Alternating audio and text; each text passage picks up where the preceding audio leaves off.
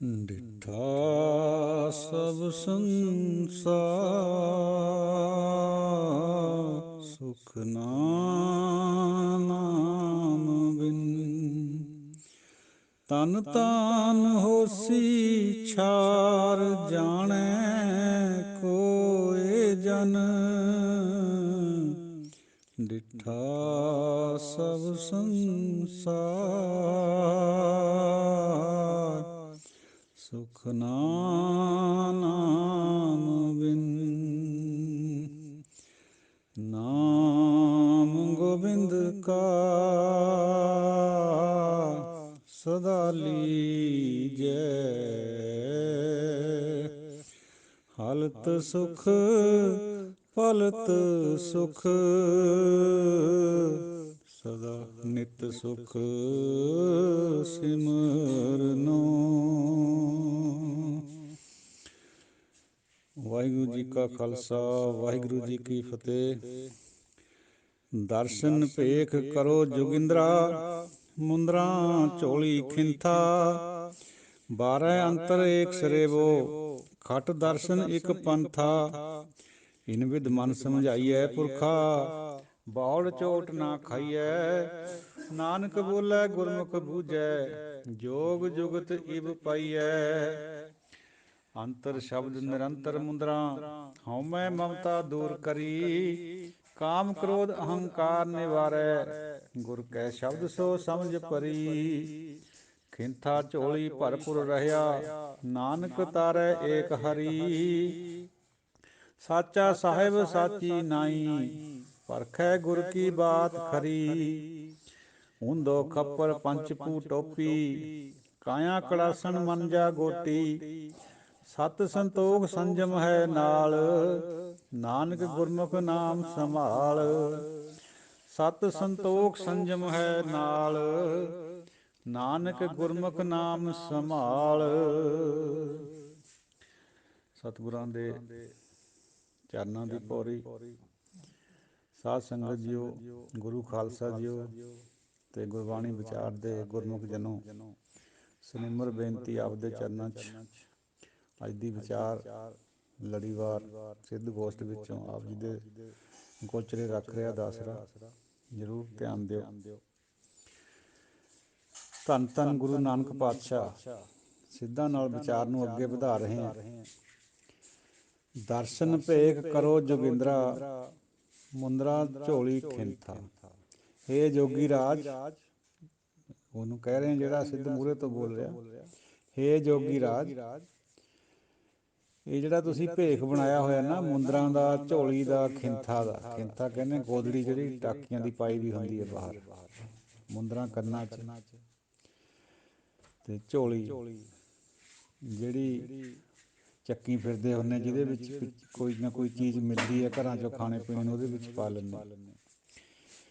ਇਹਨੂੰ ਤੁਸੀਂ ਰੱਬ ਦੇ ਦਰਸ਼ਨ ਦਾ ਸਮਾਨ ਬਣਾਓ। ਮਤਲਬ ਹੈ ਪਰਮਾਤਮਾ ਦੇ ਦਰਸ਼ਨ ਨੂੰ ਹੀ ਸਮਝੋ। ਮੁੰਦਰਾਂ ਝੋਲੀ ਖਿੰਥਾ ਇਹ ਭੇਖ ਬਣਾਓ ਭਾਈ। ਇਸ ਭੇਖ 'ਚੋਂ ਬਾਹਰੇ 'ਚੋਂ ਕੁਛ ਮਿਲਣਾ ਨਹੀਂ। ਅੰਦਰ ਪਰਮਾਤਮਾ ਦੇ ਦਰਸ਼ਨਾਂ ਦੀ ਭੁੱਖ ਜਾਗਣੀ ਚਾਹੀਦੀ ਹੈ। ਉਹੀ ਇਹ ਭੇਖ ਹੈ। 12 ਅੰਤਰ ਏਕ ਸਰੇਵੋ ਖਟ ਦਰਸ਼ਨ ਇਕ ਪੰਥਾ। 12 ਫਿਰਕੇ ਇਹਨਾਂ ਦੇ ਜੋਗੀਆਂ ਦੇ। 12 ਮੈਂ ਜੋਗੀ ਭਰਮਾਏ 12 ਮੈਂ ਜੋਗੀ ਭਰਮਾਏ। ਸੰਨਿਆਸੀ 6-4। ਸੰਨਿਆਸੀਆਂ ਦੇ 6 ਔਰ 4 10 ਫਿਰਕੇ ਹੈ ਅਤੇ ਜੋਗੀਆਂ ਦੇ 12 ਫਿਰਕੇ ਹੈ। ਇਹਨਾਂ ਦੇ ਵਿੱਚ ਭਰਮਾਇਆ ਗਿਆ ਹੈ ਪਰਮਾਤਮਾ ਦੁਆਰਾ। ਇਹਨਾਂ ਨੂੰ ਸਮਝਣਾ ਇਹ ਹੁੰਦਾ ਹੈ ਵੀ ਇਹ ਸਾਰਾ ਕੁਛ ਜਿਹੜਾ ਕਰਦੇ ਹੈ 12 ਦੇ 12 ਹੀ ਇਹਨਾਂ ਦੇ ਜਿਹੜੇ ਅਲੱਗ ਅਲੱਗ ਟੋਲੇ ਹੈ, ਉਹਨਾਂ ਨੂੰ ਇੱਕ ਪੰਥ ਯਾਨੀ ਪਰਮਾਤਮਾ ਵਾਲਾ ਇੱਕ ਜਿਹੜਾ ਦਰਸ਼ਨ ਹੈ ਉਹ ਸਮਝਣਾ ਚਾਹੀਦਾ। ਅੰਦਰ ਵੀ ਬਾਹਰ ਵੀ ਪਰਮਾਤਮਾ ਨੂੰ ਜਾਣੋ। ਜਿਹੜੇ ਖਟ ਦਰਸ਼ਨ ਹੈ, 6 ਸ਼ਾਸਤਰ ਹੈ, ਉਹਨਾਂ ਨੂੰ ਇੱਕ ਪੰਥ ਸਮਝੋ ਰੱਬ ਵਾਲਾ। ਉਹ ਭਾਵੇਂ ਅਲੱਗ ਅਲੱਗ ਸਿੱਖਿਆ ਦਿੰਦੇ ਹੈ, ਪਰ ਹੇ ਜੋਗੀ ਰਾਜ ਜੀਓ ਤੁਸੀਂ ਇੱਕ ਨੂੰ ਸਰੇਵੋ ਪਰਮਾਤਮਾ ਨੂੰ। ਇਹ ਜਿਹੜੇ ਤੁਹਾਡੇ 12 ਪੰਥ ਹੈ, ਇਹਨਾਂ ਦਾ ਜਿਹੜਾ ਅਸਲੀ ਦਰਸ਼ਨ ਹੈ, ਅਸਲੀ ਗਿਆਨ ਹੈ, ਉਹ ਇਹ ਹੋਵੇ ਕੋਈ ਇੱਕ ਨੂੰ ਧਿਆਓ। ਇਨ ਵਿਦ ਮਨ ਸਮਝਾਈਏ ਪੁਰਖਾ, ਬਹੁੜ ਚੋਟ ਨਾ ਖਾਈਏ। ਜੇ ਜੋਗੀ ਰਾਜ ਜੀ ਉਹ ਇਸ ਤਰ੍ਹਾਂ ਮਨ ਨੂੰ ਸਮਝਾ ਲਈਏ, ਦੁਬਾਰੇ ਚੋਟ ਨਹੀਂ ਵੱਜੂਗੀ। ਕਿਹੜੀ? ਇੱਕ ਤਾਂ ਭਟਕੋਗੇ ਨਹੀਂ ਦੁਨੀਆ ਦੇ ਵਿੱਚ, ਨੰਬਰ 2 84 ਕੱਟੀ ਜਾਊਗੀ, ਜਿਹੜੀ ਚੋਟ ਸਭ ਤੋਂ ਬੁਰੀ ਹੈ, ਜੋਨੀ ਦਾ ਦੁੱਖ। ਇਸ ਤਰ੍ਹਾਂ ਆਪਣੇ ਮਨ ਨੂੰ ਸਮਝਾ ਲਓ ਵੀ ਇਹ ਜਿਹੜੇ ਬਾਹਰ ਦੇ ਭੇਖ ਹੈ ਇਹਨਾਂ 'ਚ ਕੁਛ ਨਹੀਂ ਰੱਖਿਆ ਹੋਇਆ, ਪਰਮਾਤਮਾ ਨੂੰ ਅੰਦਰ ਧਿਆਓ। ਨਾਨਕ ਬੋਲੇ ਗੁਰਮੁਖ ਬੂਝੈ, ਜੋਗ ਜੁਗਤ ਇਵ ਪਾਈਏ। ਗੁਰੂ ਨਾਨਕ ਪਾਤਸ਼ਾਹ ਫਰਮਾਉਂਦੇ ਆ ਵੀ ਗੁਰੂ ਦੇ ਰਾਹੀਂ ਬੁੱਝੋ ਇਸ ਗੱਲ ਨੂੰ, ਫੇਰ ਤੁਹਾਨੂੰ ਜੁਗਤੀ ਆਊਗੀ ਜੋਗ ਦੀ। ਇਸ ਤਰ੍ਹਾਂ ਪਰਮਾਤਮਾ ਨੂੰ ਪਾਓਗੇ, ਫਿਰ ਤੁਹਾਨੂੰ ਅਸਲੀ ਯੋਗ ਮਿਲੂਗਾ। ਯੋਗ ਦਾ ਮਤਲਬ ਹੁੰਦਾ ਜੁੜਨਾ। ਫਿਰ ਤੁਸੀਂ ਰੱਬ ਨਾਲ ਜੁੜੋਗੇ। ਆ ਬਾਹਰ ਦਾ ਜਿਹੜਾ ਤੁਸੀਂ ਯੋਗ ਕਰਦੇ ਫਿਰਦੇ ਆ, ਇਹਦੇ ਨਾਲ ਕੁਛ ਪ੍ਰਾਪਤੀ ਨਹੀਂ ਹੋਣੀ ਹੈ। ਇਹ ਡਿਊਐਲਿਟੀ ਹੈ ਬਾਹਰ ਵਾਲੀ। ਏਕੇ ਨਾਲ ਜੁੜੋ। ਅੰਤਰ ਸ਼ਬਦ ਨਿਰੰਤਰ ਮੁੰਦਰਾ, ਹਉਮੈ ਮਮਤਾ ਦੂਰ ਕਰੀ। ਜੇ ਅੰਦਰ ਸ਼ਬਦ ਦਾ ਵਾਸਾ ਕਰੋਗੇ, ਇਹੀ ਤੁਹਾਡੀ ਲਗਾਤਾਰ ਮੁੰਦਰਾਂ ਜਿਹੜੀਆਂ ਪਾਈਆਂ ਹੋਈਆਂ ਇਹੀ ਹੈ, ਯਾਨੀ ਸ਼ਬਦ ਦੀਆਂ ਮੁੰਦਰਾਂ ਬਣਾ ਲਓ। ਮਤਲਬ ਕਹਿਣ ਦਾ ਇਹ ਵੀ ਸ਼ਬਦ ਨੂੰ ਅੰਦਰ ਧਾਰੋ, ਮੁੰਦਰਾਂ 'ਚ ਕੁਛ ਨਹੀਂ ਰੱਖਿਆ ਹੋਇਆ। ਹਉਮੈ ਮਮਤਾ ਦੂਰ ਕਰੀ। ਮੈਂ ਮਮਤਾ ਹੁੰਦੀ ਹੈ ਸਨੇਹ, ਜਿਹਨੂੰ ਆਪਾਂ ਮੋਹ ਕਹਿੰਦੇ ਹਾਂ। ਮੈਂ ਔਰ ਮੋਹ, ਹਉਮੈ ਮਮਤਾ, ਇਹਨਾਂ ਨੂੰ ਦੂਰ ਕਰੋ। ਫਿਰ ਤੁਹਾਡੇ ਅੰਦਰ ਕੁਛ ਨਾ ਕੁਛ ਰੱਬ ਦੀ ਪ੍ਰੀਤੀ ਜਾਗੂਗੀ, ਨਹੀਂ ਤਾਂ ਇਹ ਬਾਹਰ ਦਾ ਸਾਰਾ ਪਾਖੰਡ ਹੋ ਕੇ ਰਹਿ ਜਾਣਾ। ਕਾਮ ਕ੍ਰੋਧ ਅਹੰਕਾਰ ਨਿਵਾਰੈ, ਗੁਰ ਕੈ ਸ਼ਬਦ ਸੋ ਸਮਝ ਪਰੀ। ਗੁਰੂ ਦੇ ਸ਼ਬਦ ਦੇ ਰਾਹੀਂ ਇਹ ਗੱਲ ਨੂੰ ਸਮਝੋ ਵੀ ਕਾਮ ਕ੍ਰੋਧ ਅਹੰਕਾਰ ਨੂੰ ਦੂਰ ਕਰਨਾ ਹੈ। ਇਹਨਾਂ ਪਰ ਤਾਂ ਤੁਸੀਂ ਚੋਟ ਨਹੀਂ ਮਾਰਦੇ, ਬਾਹਰ ਦਾ ਭੇਖ ਕਰੀ ਬੈਠੇ ਕੇਵਲ। ਅੰਦਰ ਤਾਂ ਉਸੇ ਤਰ੍ਹਾਂ ਅਹੰਕਾਰ ਬੋਲ ਰਿਹਾ, ਕ੍ਰੋਧ ਬੋਲ ਰਿਹਾ, ਕਾਮ ਅੰਦਰ ਬਲ ਰਿਹਾ। ਇਹਨਾਂ ਨੂੰ ਗੁਰੂ ਦੇ ਸ਼ਬਦ ਦੇ ਰਾਹੀਂ ਸਮਝੋ। ਖਿੰਥਾ ਝੋਲੀ ਭਰਪੁਰ ਰਿਹਾ, ਨਾਨਕ ਤਾਰੈ ਏਕ ਹਰੀ। ਇਹ ਜਿਹੜੀ ਤੁਹਾਡੀ ਗੋਦੜੀ ਹੈ, ਝੋਲੀ ਹੈ, ਚੱਕੀ ਫਿਰਦੇ ਤੁਸੀਂ, ਜਾਂ ਤਨ ਪਰ ਪਹਿਨੀ ਹੋਈ ਖਿੰਥਾ ਹੈ, ਇਹ ਸਮਝੋ ਵੀ ਪਰਮਾਤਮਾ ਹਰ ਇੱਕ ਜਗ੍ਹਾ ਭਰਪੂਰ ਹੈ। ਯਾਨੀ ਪਰਮਾਤਮਾ ਨੂੰ ਭਰਪੂਰ ਸਮਝਣਾ, ਸਭ ਜਗ੍ਹਾ ਵਿਆਪਕ ਹੈ। ਇਹੀ ਤੁਹਾਡੀ ਖਿੰਥਾ ਔਰ ਝੋਲੀ ਹੋਣੀ ਚਾਹੀਦੀ ਹੈ। ਉਹੀ ਇੱਕ ਪਰਮਾਤਮਾ ਤੁਹਾਨੂੰ ਤਾਰੂਗਾ, ਸਾਰੇ ਸ੍ਰਿਸ਼ਟੀ ਨੂੰ ਉਹੀ ਤਾਰਦਾ। ਸਾਚਾ ਸਾਹਿਬ ਸਾਚੀ ਨਾਈ, ਪਰਖੈ ਗੁਰ ਕੀ ਬਾਤ ਖਰੀ। ਉਹ ਸੱਚਾ ਸਾਹਿਬ ਪਰਮਾਤਮਾ ਵਾਹਿਗੁਰੂ, ਜਿਹਦਾ ਨਿਉ ਵੀ ਸੱਚਾ ਹੈ, ਜਿਹਦਾ ਨਾਮ ਵੀ ਸੱਚਾ ਹੈ, ਉਹ ਗੁਰੂ ਦੀ ਗੱਲ ਨੂੰ ਸਹੀ ਠਹਿਰਾਉਂਦਾ ਹੈ। ਕਿਉਂਕਿ ਗੁਰੂ ਔਰ ਪਰਮਾਤਮਾ 'ਚ ਭੇਦ ਕੋਈ ਨਹੀਂ। ਗੁਰੂ ਪਰਮਾਤਮਾ ਨਹੀਂ, ਉਹ ਅਵਸਥਾ ਦਿੱਤੀ ਹੋਈ ਹੈ ਉਹਨੂੰ। ਤਾਂ ਪਰਮਾਤਮਾ ਵੀ ਗੁਰੂ ਦੀ ਗੱਲ ਨੂੰ ਸਹੀ ਠਹਿਰਾਉਂਦਾ ਹੈ, ਪਰਖਦਾ ਹੈ। ਗੁਰੂ ਦੀ ਗੱਲ ਨੂੰ ਮੰਨ ਲਓ, ਇਹਨਾਂ ਛੱਡ ਦਿਓ ਪਖੰਡਾਂ ਨੂੰ। ਉਂਦੋ ਖੱਪਰ ਪੰਚ ਭੂ ਟੋਪੀ। ਉਂਦੋ ਹੁੰਦਾ ਉਲਟਾਉਣਾ। ਇਹ ਜਿਹੜਾ ਤੁਹਾਡਾ ਖੱਪਰ ਹੈ, ਜਿਹਦੇ ਵਿੱਚ ਤੁਸੀਂ ਭਿੱਖਿਆ ਪਾਉਂਦੇ ਆ, ਚਿੱਪੀ ਵੀ ਕਹਿ ਦਿੰਦੇ ਆ, ਇਹ ਉਹ ਬਣਾਓ ਵੀ ਤੁਹਾਡਾ ਮਨ ਸੰਸਾਰ ਤੋਂ ਉਲਟ ਜਾਵੇ, ਸੰਸਾਰ ਤੋਂ ਉਪਰਾਮਤਾ ਹੋ ਜੇ, ਪਰਮਾਤਮਾ ਨਾਲ ਪ੍ਰੀਤ ਪੈ ਜਾਏ। ਇਹੀ ਤੁਹਾਡਾ ਉਂਦੋ ਖੱਪਰ ਹੈ। ਖੱਪਰ ਨੂੰ ਉਲਟਾ ਦਿਓ ਸੰਸਾਰ ਵੱਲੋਂ। ਪੰਚ ਭੂ ਟੋਪੀ, ਪੰਜ ਤੱਤ ਹੈ ਜਿਹੜੇ ਸ੍ਰਿਸ਼ਟੀ ਦੇ, ਪੰਜ ਦੇਵਤੇ ਵੀ ਕਹੇ ਜਾਂਦੇ ਆ। ਇਹਦਾ ਜਿਹੜਾ ਕੱਲੇ ਕੱਲੇ ਦਾ ਸੰਦੇਸ਼ ਹੈ, ਇਹ ਤੁਹਾਡੀ ਟੋਪੀ ਹੋਣੀ ਚਾਹੀਦੀ ਹੈ। ਸੰਦੇਸ਼ ਕਿਆ ਹੈ? ਜਿਵੇਂ ਆਕਾਸ਼ ਨਿਰਲੇਪ ਹੈ, ਅੱਗ ਸਾੜਦੀ ਹੈ, ਧਰਤੀ ਤੋਂ ਧੀਰਜ ਦਾ ਗੁਣ ਮਿਲਦਾ ਹੈ, ਪਾਣੀ ਤੋਂ ਮੈਲ ਧੋ ਹੁੰਦੀ ਹੈ, ਹਵਾ ਸਮਦ੍ਰਿਸ਼ਟ ਹੈ, ਸਭ ਨੂੰ ਇੱਕਸਾਰ ਲੱਗਦੀ ਹੈ। ਇਹ ਜਿਹੜੇ ਪੰਜ ਗੁਣ ਹੈ, ਇਹਨਾਂ ਦੀ ਟੋਪੀ ਬਣਾ ਲਓ। ਉਦੋਂ ਖੱਪਰ ਪੰਚ ਭੂ ਟੋਪੀ। ਕਾਇਆ ਕੜਾਸਣ ਮਨ ਜਾਗੋਟੀ। ਇਹ ਜਿਹੜਾ ਸਾਡੀ ਕਾਇਆ ਹੈ, ਇਹਦੇ ਵੱਲੋਂ ਸੁਚੇਤ ਰਹੋ। ਕਾਇਆ ਦੇ ਬਾਰੇ 'ਚ ਇਹੀ ਤੁਹਾਡਾ ਕੜਾਸਣ ਹੋਵੇ। ਕੜਾਸਣ ਹੁੰਦੀ ਹੈ ਦੱਬ ਦੀ ਦਰੀ ਜਾਂ ਵਿਛਾਉਣਾ। ਸਰੀਰ ਨੂੰ ਇਸ ਤਰ੍ਹਾਂ ਸੁਚੇਤ ਕਰ ਲਓ ਬਈ ਇਹਨੂੰ ਕੜਾਸਣ ਬਣਾ ਲਓ। ਉਹ ਕੜਾਸਣ ਨੂੰ ਨਾਲੇ ਚੱਕੀ ਫਿਰਦੇ ਹੁੰਦੇ ਮਗਰ ਲਗਾ ਕੇ। ਮਨ ਜਾਗੋਟੀ, ਜਿਹੜੀ ਲੰਗੋਟੀ ਪਹਿਨਦੇ ਆ ਤੁਸੀਂ, ਇਹ ਮਨ ਬਣਾ ਲਓ। ਲੰਗੋਟੀ ਲਾਏ ਤੋਂ ਕੰਮ ਨਹੀਂ ਟਲਣਾ ਹੈਗਾ। ਮਨ ਨੂੰ ਸਮਝਾ ਲਓ। ਜੇ ਮਨ ਸਮਝ ਗਿਆ ਤਾਂ ਸਰੀਰ ਵੀ ਸੁਚੇਤ ਹੋ ਜਾਊਗਾ, ਲੰਗੋਟੀ ਵੀ ਬਣ ਜੂਗੀ ਸਹੀ। ਸਤ ਸੰਤੋਖ ਸੰਜਮ ਹੈ ਨਾਲ। ਜਿਹੜੇ ਤੁਹਾਡੇ ਚੇਲੇ ਚਪਟੇ ਹੈ, ਇਹ ਤੁਹਾਡਾ ਸਤ ਔਰ ਸੰਤੋਖ ਹੋਣਾ ਚਾਹੀਦਾ। ਸਤ ਧਾਰਨ ਕਰੋ, ਸੰਤੋਖ ਰੱਖੋ। ਸਤ ਸੱਚ ਨੂੰ ਵੀ ਕਿਹਾ ਜਾਂਦਾ ਹੈ, ਸਤ ਦਾਨ ਨੂੰ ਵੀ ਕਿਹਾ ਜਾਂਦਾ, ਸੇਵਾ ਨੂੰ। ਸੇਵਾ ਦੇ ਨਾਲ, ਸਤ ਦੇ ਨਾਲ ਸੰਤੋਖ ਅਕਸਰ ਆਉਂਦਾ ਹੈ। ਜਿਹੜਾ ਦਾਨ ਪੁੰਨ ਕਰਦੇ ਹੈ ਤੇ ਸੰਤੋਖ ਰੱਖਣਾ ਹੈ, ਇਹ ਬਹੁਤ ਉੱਤਮ ਗੁਣ ਹੈ ਦੋ। ਇਹ ਬਣਾਓ ਆਪਣੇ ਚੇਲੇ, ਨਾ ਕਿ ਜਿਹੜੇ ਤੁਸੀਂ ਬਾਹਰ ਨਾਲ ਚੇਲੇ ਲਈ ਫਿਰਦੇ ਹੋ। ਨਾਨਕ ਗੁਰਮੁਖ ਨਾਮ ਸੰਭਾਲ। ਪਾਤਸ਼ਾਹ ਫਰਮਾਉਂਦੇ ਹੈ, ਗੁਰੂ ਦੇ ਰਾਹੀਂ ਨਾਮ ਨੂੰ ਸੰਭਾਲੋ।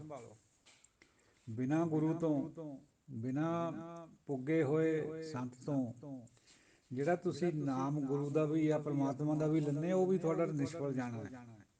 ਕਿਉਂਕਿ ਗੁਰੂ ਤੋਂ ਬਿਨਾਂ ਕਦੇ ਵੀ ਨਾਮ ਨਹੀਂ, ਨਾਮ ਦੀ ਪ੍ਰਾਪਤੀ ਨਹੀਂ ਹੋ ਸਕਦੀ ਅਤੇ ਨਾਮ ਜਪਿਆ ਨਹੀਂ ਜਾ ਸਕਦਾ। ਜਿਵੇਂ ਗੁਰੂ ਨੇ ਜਪਾਉਣਾ, ਉਹ ਕਿਵੇਂ ਜਪਾਉਂਦਾ ਗੁਰੂ? ਗੁਰੂ ਨੇ ਪਹਿਲਾਂ ਹਉਮੈ ਤੋੜਨੀ ਅੰਦਰ, ਫਿਰ ਨਾਮ ਸੰਭਾਲਣਾ, ਅੰਦਰ ਦੇਣਾ ਉਹਨੇ, ਟਿਕਾਉਣਾ, ਬਖਸ਼ਿਸ਼ ਕਰਨੀ। ਤੋ ਬਿਨ ਸਤਿਗੁਰ ਮਨਮੁਖ ਭਗਤ ਕਰਹਿ, ਬਿਨ ਸਤਿਗੁਰ, ਬਿਨ ਸਤਿਗੁਰ ਭਗਤ ਨਾ ਹੋਈ ਰਾਮ। ਗੁਰੂ ਤੋਂ ਬਿਨਾਂ ਭਗਤੀ ਹੋ ਹੀ ਨਹੀਂ ਸਕਦੀ। ਉਹ ਡੁਐਲਿਟੀ ਹੈ ਸਾਰਾ ਕੁਛ ਰੱਬ ਦੇ ਨਾਂ ਉੱਪਰ, ਜੋ ਵੀ ਆਪਾਂ ਕਰਦੇ ਹਾਂ, ਚਾਹੇ ਜੋਗੀ ਕਰਦੇ ਹਾਂ, ਚਾਹੇ ਆਪਾਂ ਕਰਦੇ ਹਾਂ।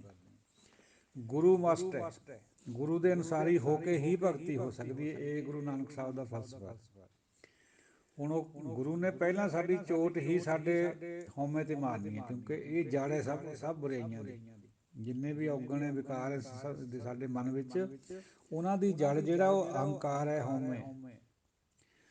ਜਿੰਨਾ ਚਿਰ ਹਉਮੈ ਪਰ ਸੱਟ ਨਹੀਂ ਵੱਜਦੀ, ਭਗਤੀ ਸਫਲ ਕਿਵੇਂ ਹੋ ਜੂਗੀ? ਕਿਉਂਕਿ ਹਉਮੈ ਨਾਵੇ ਨਾਲ ਵਿਰੋਧ ਹੈ, ਦੋਏ ਨਾ ਵਸੇ ਇੱਕ ਥਾਂ। ਇਹ ਹੈ ਜਿਹੜਾ ਗੁਰਮਤਿ ਦਾ ਫਲਸਫਾ। ਸਭ ਤੋਂ ਜ਼ਰੂਰੀ ਬਾਰ ਬਾਰ ਹਰ ਇੱਕ ਅੰਗ ਦੇ ਉੱਤੇ, ਲਗਭਗ ਹਰ ਸ਼ਬਦ ਦੇ ਵਿੱਚ ਹਉਮੈ, ਹੰਕਾਰ, ਤਕੱਬਰ, ਆਪ, ਗੁਮਾਨ, ਅਭਿਮਾਨ, ਇਹ ਕਿਸੇ ਨਾ ਕਿਸੇ ਰੂਪ ਦੇ ਵਿੱਚ ਇਹ ਆ ਰਿਹਾ। ਜੋ ਬਾਹਰ ਤੋਂ ਸੰਸਾਰ ਕਰਨ ਲੱਗਿਆ ਹੋਇਆ ਹੈ, ਕਾਫੀ ਸਿੱਖ ਵੀ ਉੱਧਰ ਨੂੰ ਪਏ ਹੋਏ ਹੈ, ਉਹਦੇ ਨਾਲ ਕੁਛ ਪ੍ਰਾਪਤੀ ਨਹੀਂ ਹੋਣ ਵਾਲੀ ਹੈ। ਕਿਉਂਕਿ ਜਿਹੜਾ ਅਸਲੀ ਸੱਪ ਹੈ ਉਹ ਤਾਂ ਅੰਦਰ ਬੈਠਾ ਹੈ। ਵਰਮੀ ਮਾਰੀ ਸਾਂਪ ਨਾ ਮਰੀ, ਨਾਮ ਨਾ ਸੁਣੀ ਡੋਰਾ।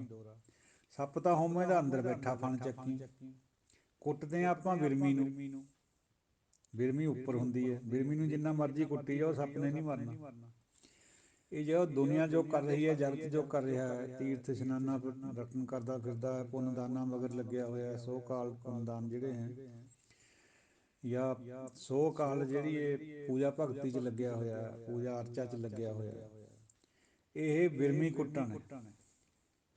ਬਿਰਮੀ ਨੂੰ ਕੁੱਟਣ ਨਾਲ ਸੱਪ ਨਹੀਂ ਮਰਦਾ। ਸ਼ਬਦ ਦੇ ਅੰਦਰ ਬਸੇ ਤੋਂ ਬਿਨਾਂ ਹਉਮੈ ਟੁੱਟਦੀ ਨਹੀਂ ਹੈ, ਸ਼ਬਦ ਹੀ ਤੋੜ ਸਕਦਾ ਉਹਨੂੰ। ਤੋ ਮਨ ਨੇ ਮਨ ਨਾਲ ਹੀ ਸਮਝਣਾ ਹੈ, ਪਰ ਸ਼ਬਦ ਉਹਦਾ ਹਥਿਆਰ ਹੈ। ਜੇ ਮਨ ਨੂੰ ਮਾਰਨਾ ਹੈ ਤਾਂ ਸ਼ਬਦ ਹਥਿਆਰ ਹੈ। ਸ਼ਬਦ ਨੂੰ ਵਰਤੋ, ਮਨ ਮਰ ਜਾਏਗਾ, ਸੱਪ ਮਰ ਜਾਏਗਾ। ਬਾਹਰ ਦਾ ਕਿਸੇ ਵੀ ਕਰਮ ਵਿਸ਼ੇਸ਼ ਨਾਲ ਹਉਮੈ ਦਾ ਸੱਪ ਨਹੀਂ ਮਰਨ ਲੱਗਿਆ। ਤੋ ਇਹੀ ਗੁਰਮਤਿ ਦਾ ਸੰਦੇਸ਼ ਹੈ। ਜੋਗੀਆਂ ਦੇ ਪ੍ਰਥਾਏ ਸਾਨੂੰ ਵੀ ਸਭ ਨੂੰ ਉਹੀ ਸੰਦੇਸ਼ ਹੈ।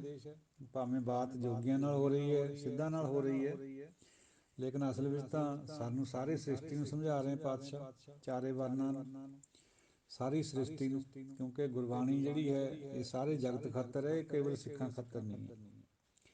ਉਹ ਗੱਲ ਜੁਦੀ ਹੈ। ਗੁਰਬਾਣੀ ਪੜ੍ਹਦਾ ਸੁਣਦਾ ਬੰਦਾ ਹੌਲੀ ਹੌਲੀ ਫਿਰ ਗੁਰੂ ਨਾਨਕ ਦਾ ਸਿੱਖ ਬਣ ਜਾਂਦਾ।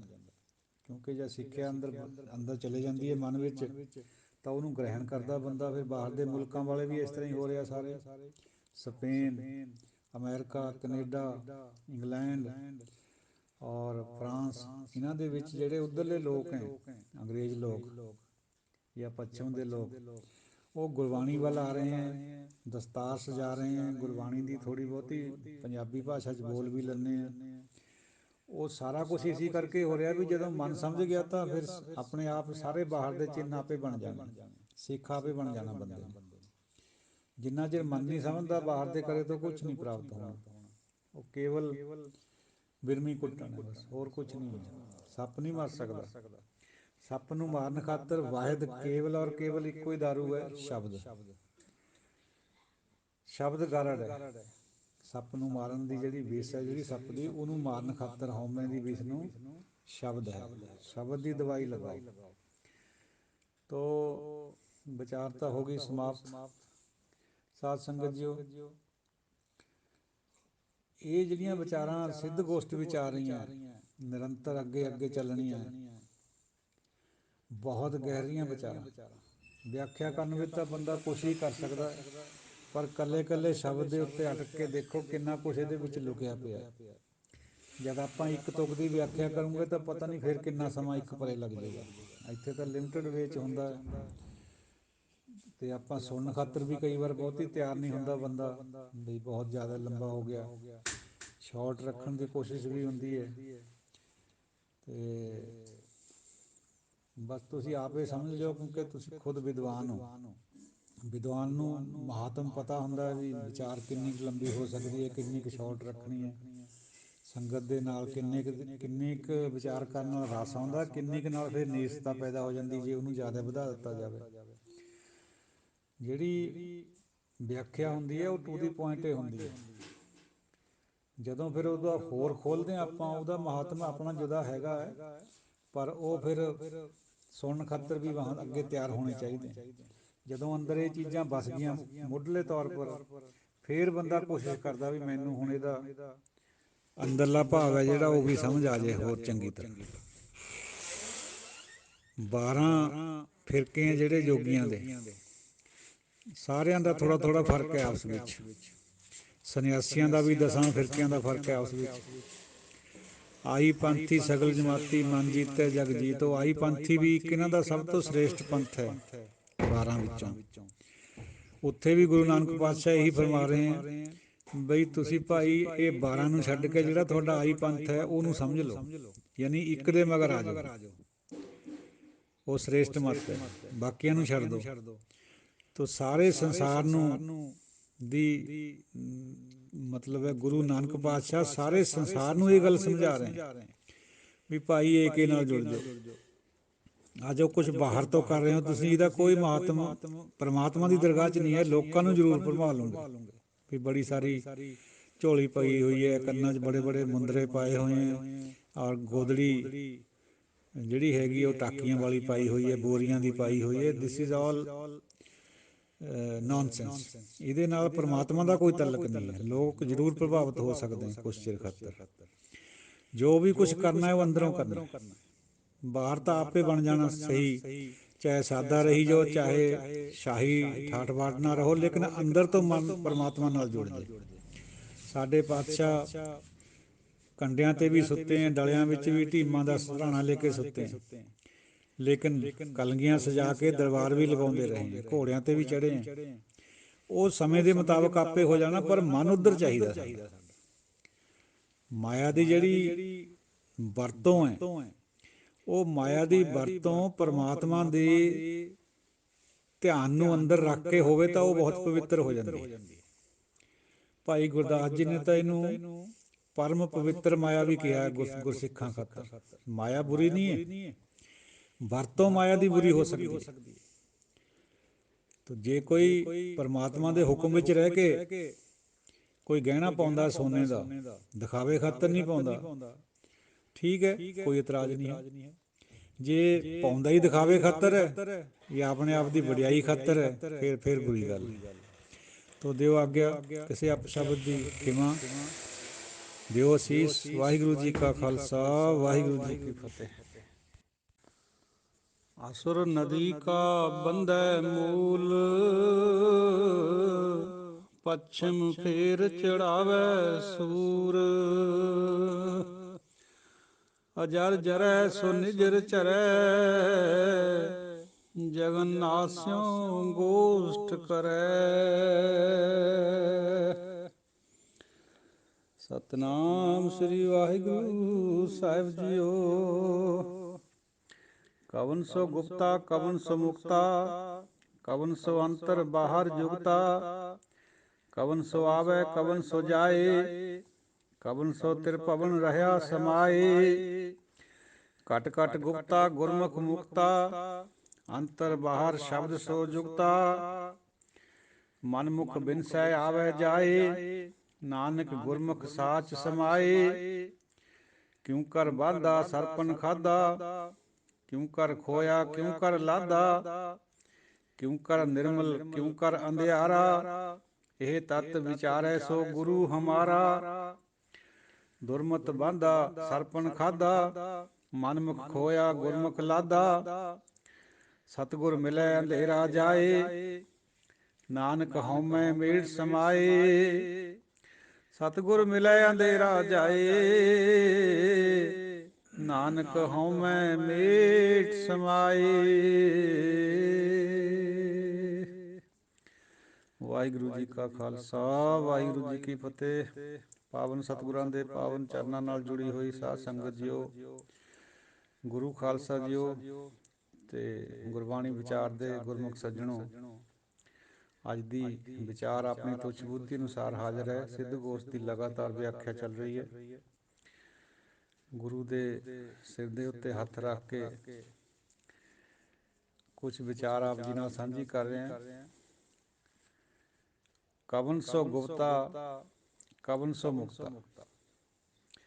ਸਿੱਧਾਂ ਦਾ ਪ੍ਰਸ਼ਨ ਹੈ ਵੀ ਕੌਣ ਗੁਪਤ ਹੈ, ਕੌਣ ਮੁਕਤ ਹੈ।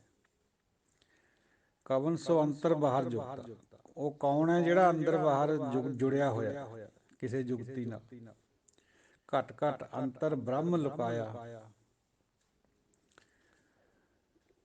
ਹੁਣ ਇਹ ਕੌਣ ਹੈ ਜਿਹੜਾ ਅੰਦਰ ਬਾਹਰ ਇੱਕ ਜੁੜਿਆ ਹੋਇਆ ਸਭ ਦੇ ਨਾਲ। ਕਵਨ ਸੋ ਆਵੇ ਕਵਨ ਸੋ ਜਾਏ, ਕੌਣ ਆਉਂਦਾ ਹੈ ਕੌਣ ਜਾਂਦਾ ਹੈ। ਕਵਨ ਸੋ ਤਿਰਭਵਨ ਰਿਹਾ ਸਮਾਏ, ਤਿੰਨਾਂ ਭਵਨਾਂ 'ਚ ਕੌਣ ਸਮਾਇਆ ਹੋਇਆ। ਇਹ ਸਵਾਲ ਹੈ, ਅੱਗੇ ਫਿਰ ਇਹਦਾ ਜਵਾਬ ਆਏਗਾ। ਕਵਨ ਸੋ ਅੰਤਰ ਬਾਹਰ ਜੁਗਤਾ, ਕਵਨ ਸੋ ਆਵੇ ਕਵਨ ਸੋ ਜਾਏ, ਕੌਣ ਆਉਂਦਾ ਹੈ ਕੌਣ ਜਾਂਦਾ ਹੈ। ਕੌਣ ਹੈ ਜਿਹੜਾ ਤਿਰਭਵਨ ਦੇ ਵਿੱਚ ਸਮਾਇਆ ਹੋਇਆ। ਹੁਣ ਜਵਾਬ ਸੁਣੋ ਇਹਨਾਂ ਸਾਰੇ ਪ੍ਰਸ਼ਨਾਂ ਦਾ ਜੋ ਗੁਰੂ ਪਾਤਸ਼ਾਹ ਸਮਝਾ ਰਹੇ। ਘਟ ਘਟ ਗੁਪਤਾ ਗੁਰਮੁਖ ਮੁਕਤਾ। ਸਾਰਿਆਂ ਘਟਾਂ ਦੇ ਵਿੱਚ, ਸਾਰਿਆਂ ਹਿਰਦਿਆਂ ਦੇ ਵਿੱਚ ਗੁਪਤੀ ਤੌਰ 'ਤੇ ਬੈਠਾ ਵਰਤ ਰਿਹਾ। ਅੰਤਰ ਖੋਟਾ ਅੰਮ੍ਰਿਤ ਭਰਿਆ, ਸ਼ਬਦੇ ਕਾਢ ਪੀਐ ਪਨਿਹਾਰੀ। ਇਹ ਬ੍ਰਹਮ ਦਾ ਕੁੰਡ, ਬ੍ਰਹਮ ਦਾ ਖੂਹ ਸਭ ਹਿਰਦਿਆਂ ਦੇ ਵਿੱਚ ਹੈ। ਉਲਟਾ ਕੂਆ ਗਗਨ ਮੈਂ ਤਿਸਮੈ ਜਲੈ ਚਿਰਾਗ। ਇਹ ਸਾਡਾ ਦਿਮਾਗ ਦੇ ਵਿੱਚ ਉਲਟਾ ਖੂਹ ਹੈ, ਦੁਨੀਆ ਨਾਲੋਂ ਬਿਲਕੁਲ ਉਲਟਾ। ਉਲਟੇ ਖੂਹ 'ਚ ਪਾਣੀ ਕਿਵੇਂ ਰਹੂਗਾ। ਇਹ ਜਿਹੜੀ ਅੰਦਰਲੀ ਖੇਡ ਹੈ ਇਹ ਸਾਰੀ ਦੁਨੀਆ ਨਾਲੋਂ ਉਲਟ ਹੈ। ਪੱਛਮ ਦੇ ਵਿੱਚ ਸੂਰਜ ਚੜ੍ਹਾਉਣਾ ਔਰ ਦੁਨੀਆ ਨਾਲੋਂ ਬਿਲਕੁਲ ਆਪਣੇ ਆਪ ਨੂੰ ਲਹਿਦਾ ਰੱਖਣਾ, ਇਹ ਸਾਰੀਆਂ ਬਾਤਾਂ ਗੁਰਬਾਣੀ 'ਚ ਆਉਂਦੀਆਂ। ਗੁਰਮੁਖ ਮੁਕਤਾ, ਜਿਹੜੇ ਗੁਰਮੁਖ ਲੋਕ ਹੈ ਜਾਂ ਗੁਰੂ ਦੇ ਅਨੁਸਾਰੀ ਹੈ ਉਹ ਮੁਕਤ ਹੁੰਦੇ।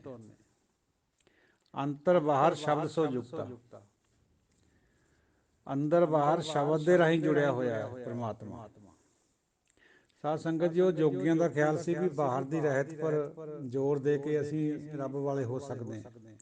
ਗੁਰੂ ਨਾਨਕ ਪਾਤਸ਼ਾਹ ਅੰਦਰ ਦੀ ਰਹਿਤ ਪਰ ਜ਼ੋਰ ਦੇ ਰਹੇ। ਬਾਹਰ ਦਾ ਜਿਹੜਾ ਚੈਨ ਚੱਕਰ ਹੈ, ਬਾਹਰ ਦਾ ਜਿਹੜਾ ਪਹਿਰਾਵਾ ਹੈ, ਬਾਹਰ ਦਾ ਖਾਣਾ ਪੀਣਾ ਹੈ, ਉਹਦੀ ਕੋਈ ਬਹੁਤ ਬੜੀ ਮਹਾਨਤਾ ਨਹੀਂ ਹੈ, ਥੋੜ੍ਹੀ ਬਹੁਤ, ਜ਼ਿਆਦਾ ਨਹੀਂ ਹੈ। ਅੰਦਰ ਦੀ ਬਾਤ ਹੈ ਸਾਰੀ। ਮਨਮੁਖ ਬਿਨਸੈ ਆਵੈ ਜਾਏ। ਜਿਹੜਾ ਮਨਮੁਖ ਹੈ ਉਹ ਬਿਨਸਦਾ ਹੈ, ਆਉਂਦਾ ਹੈ ਔਰ ਜਾਂਦਾ ਹੈ।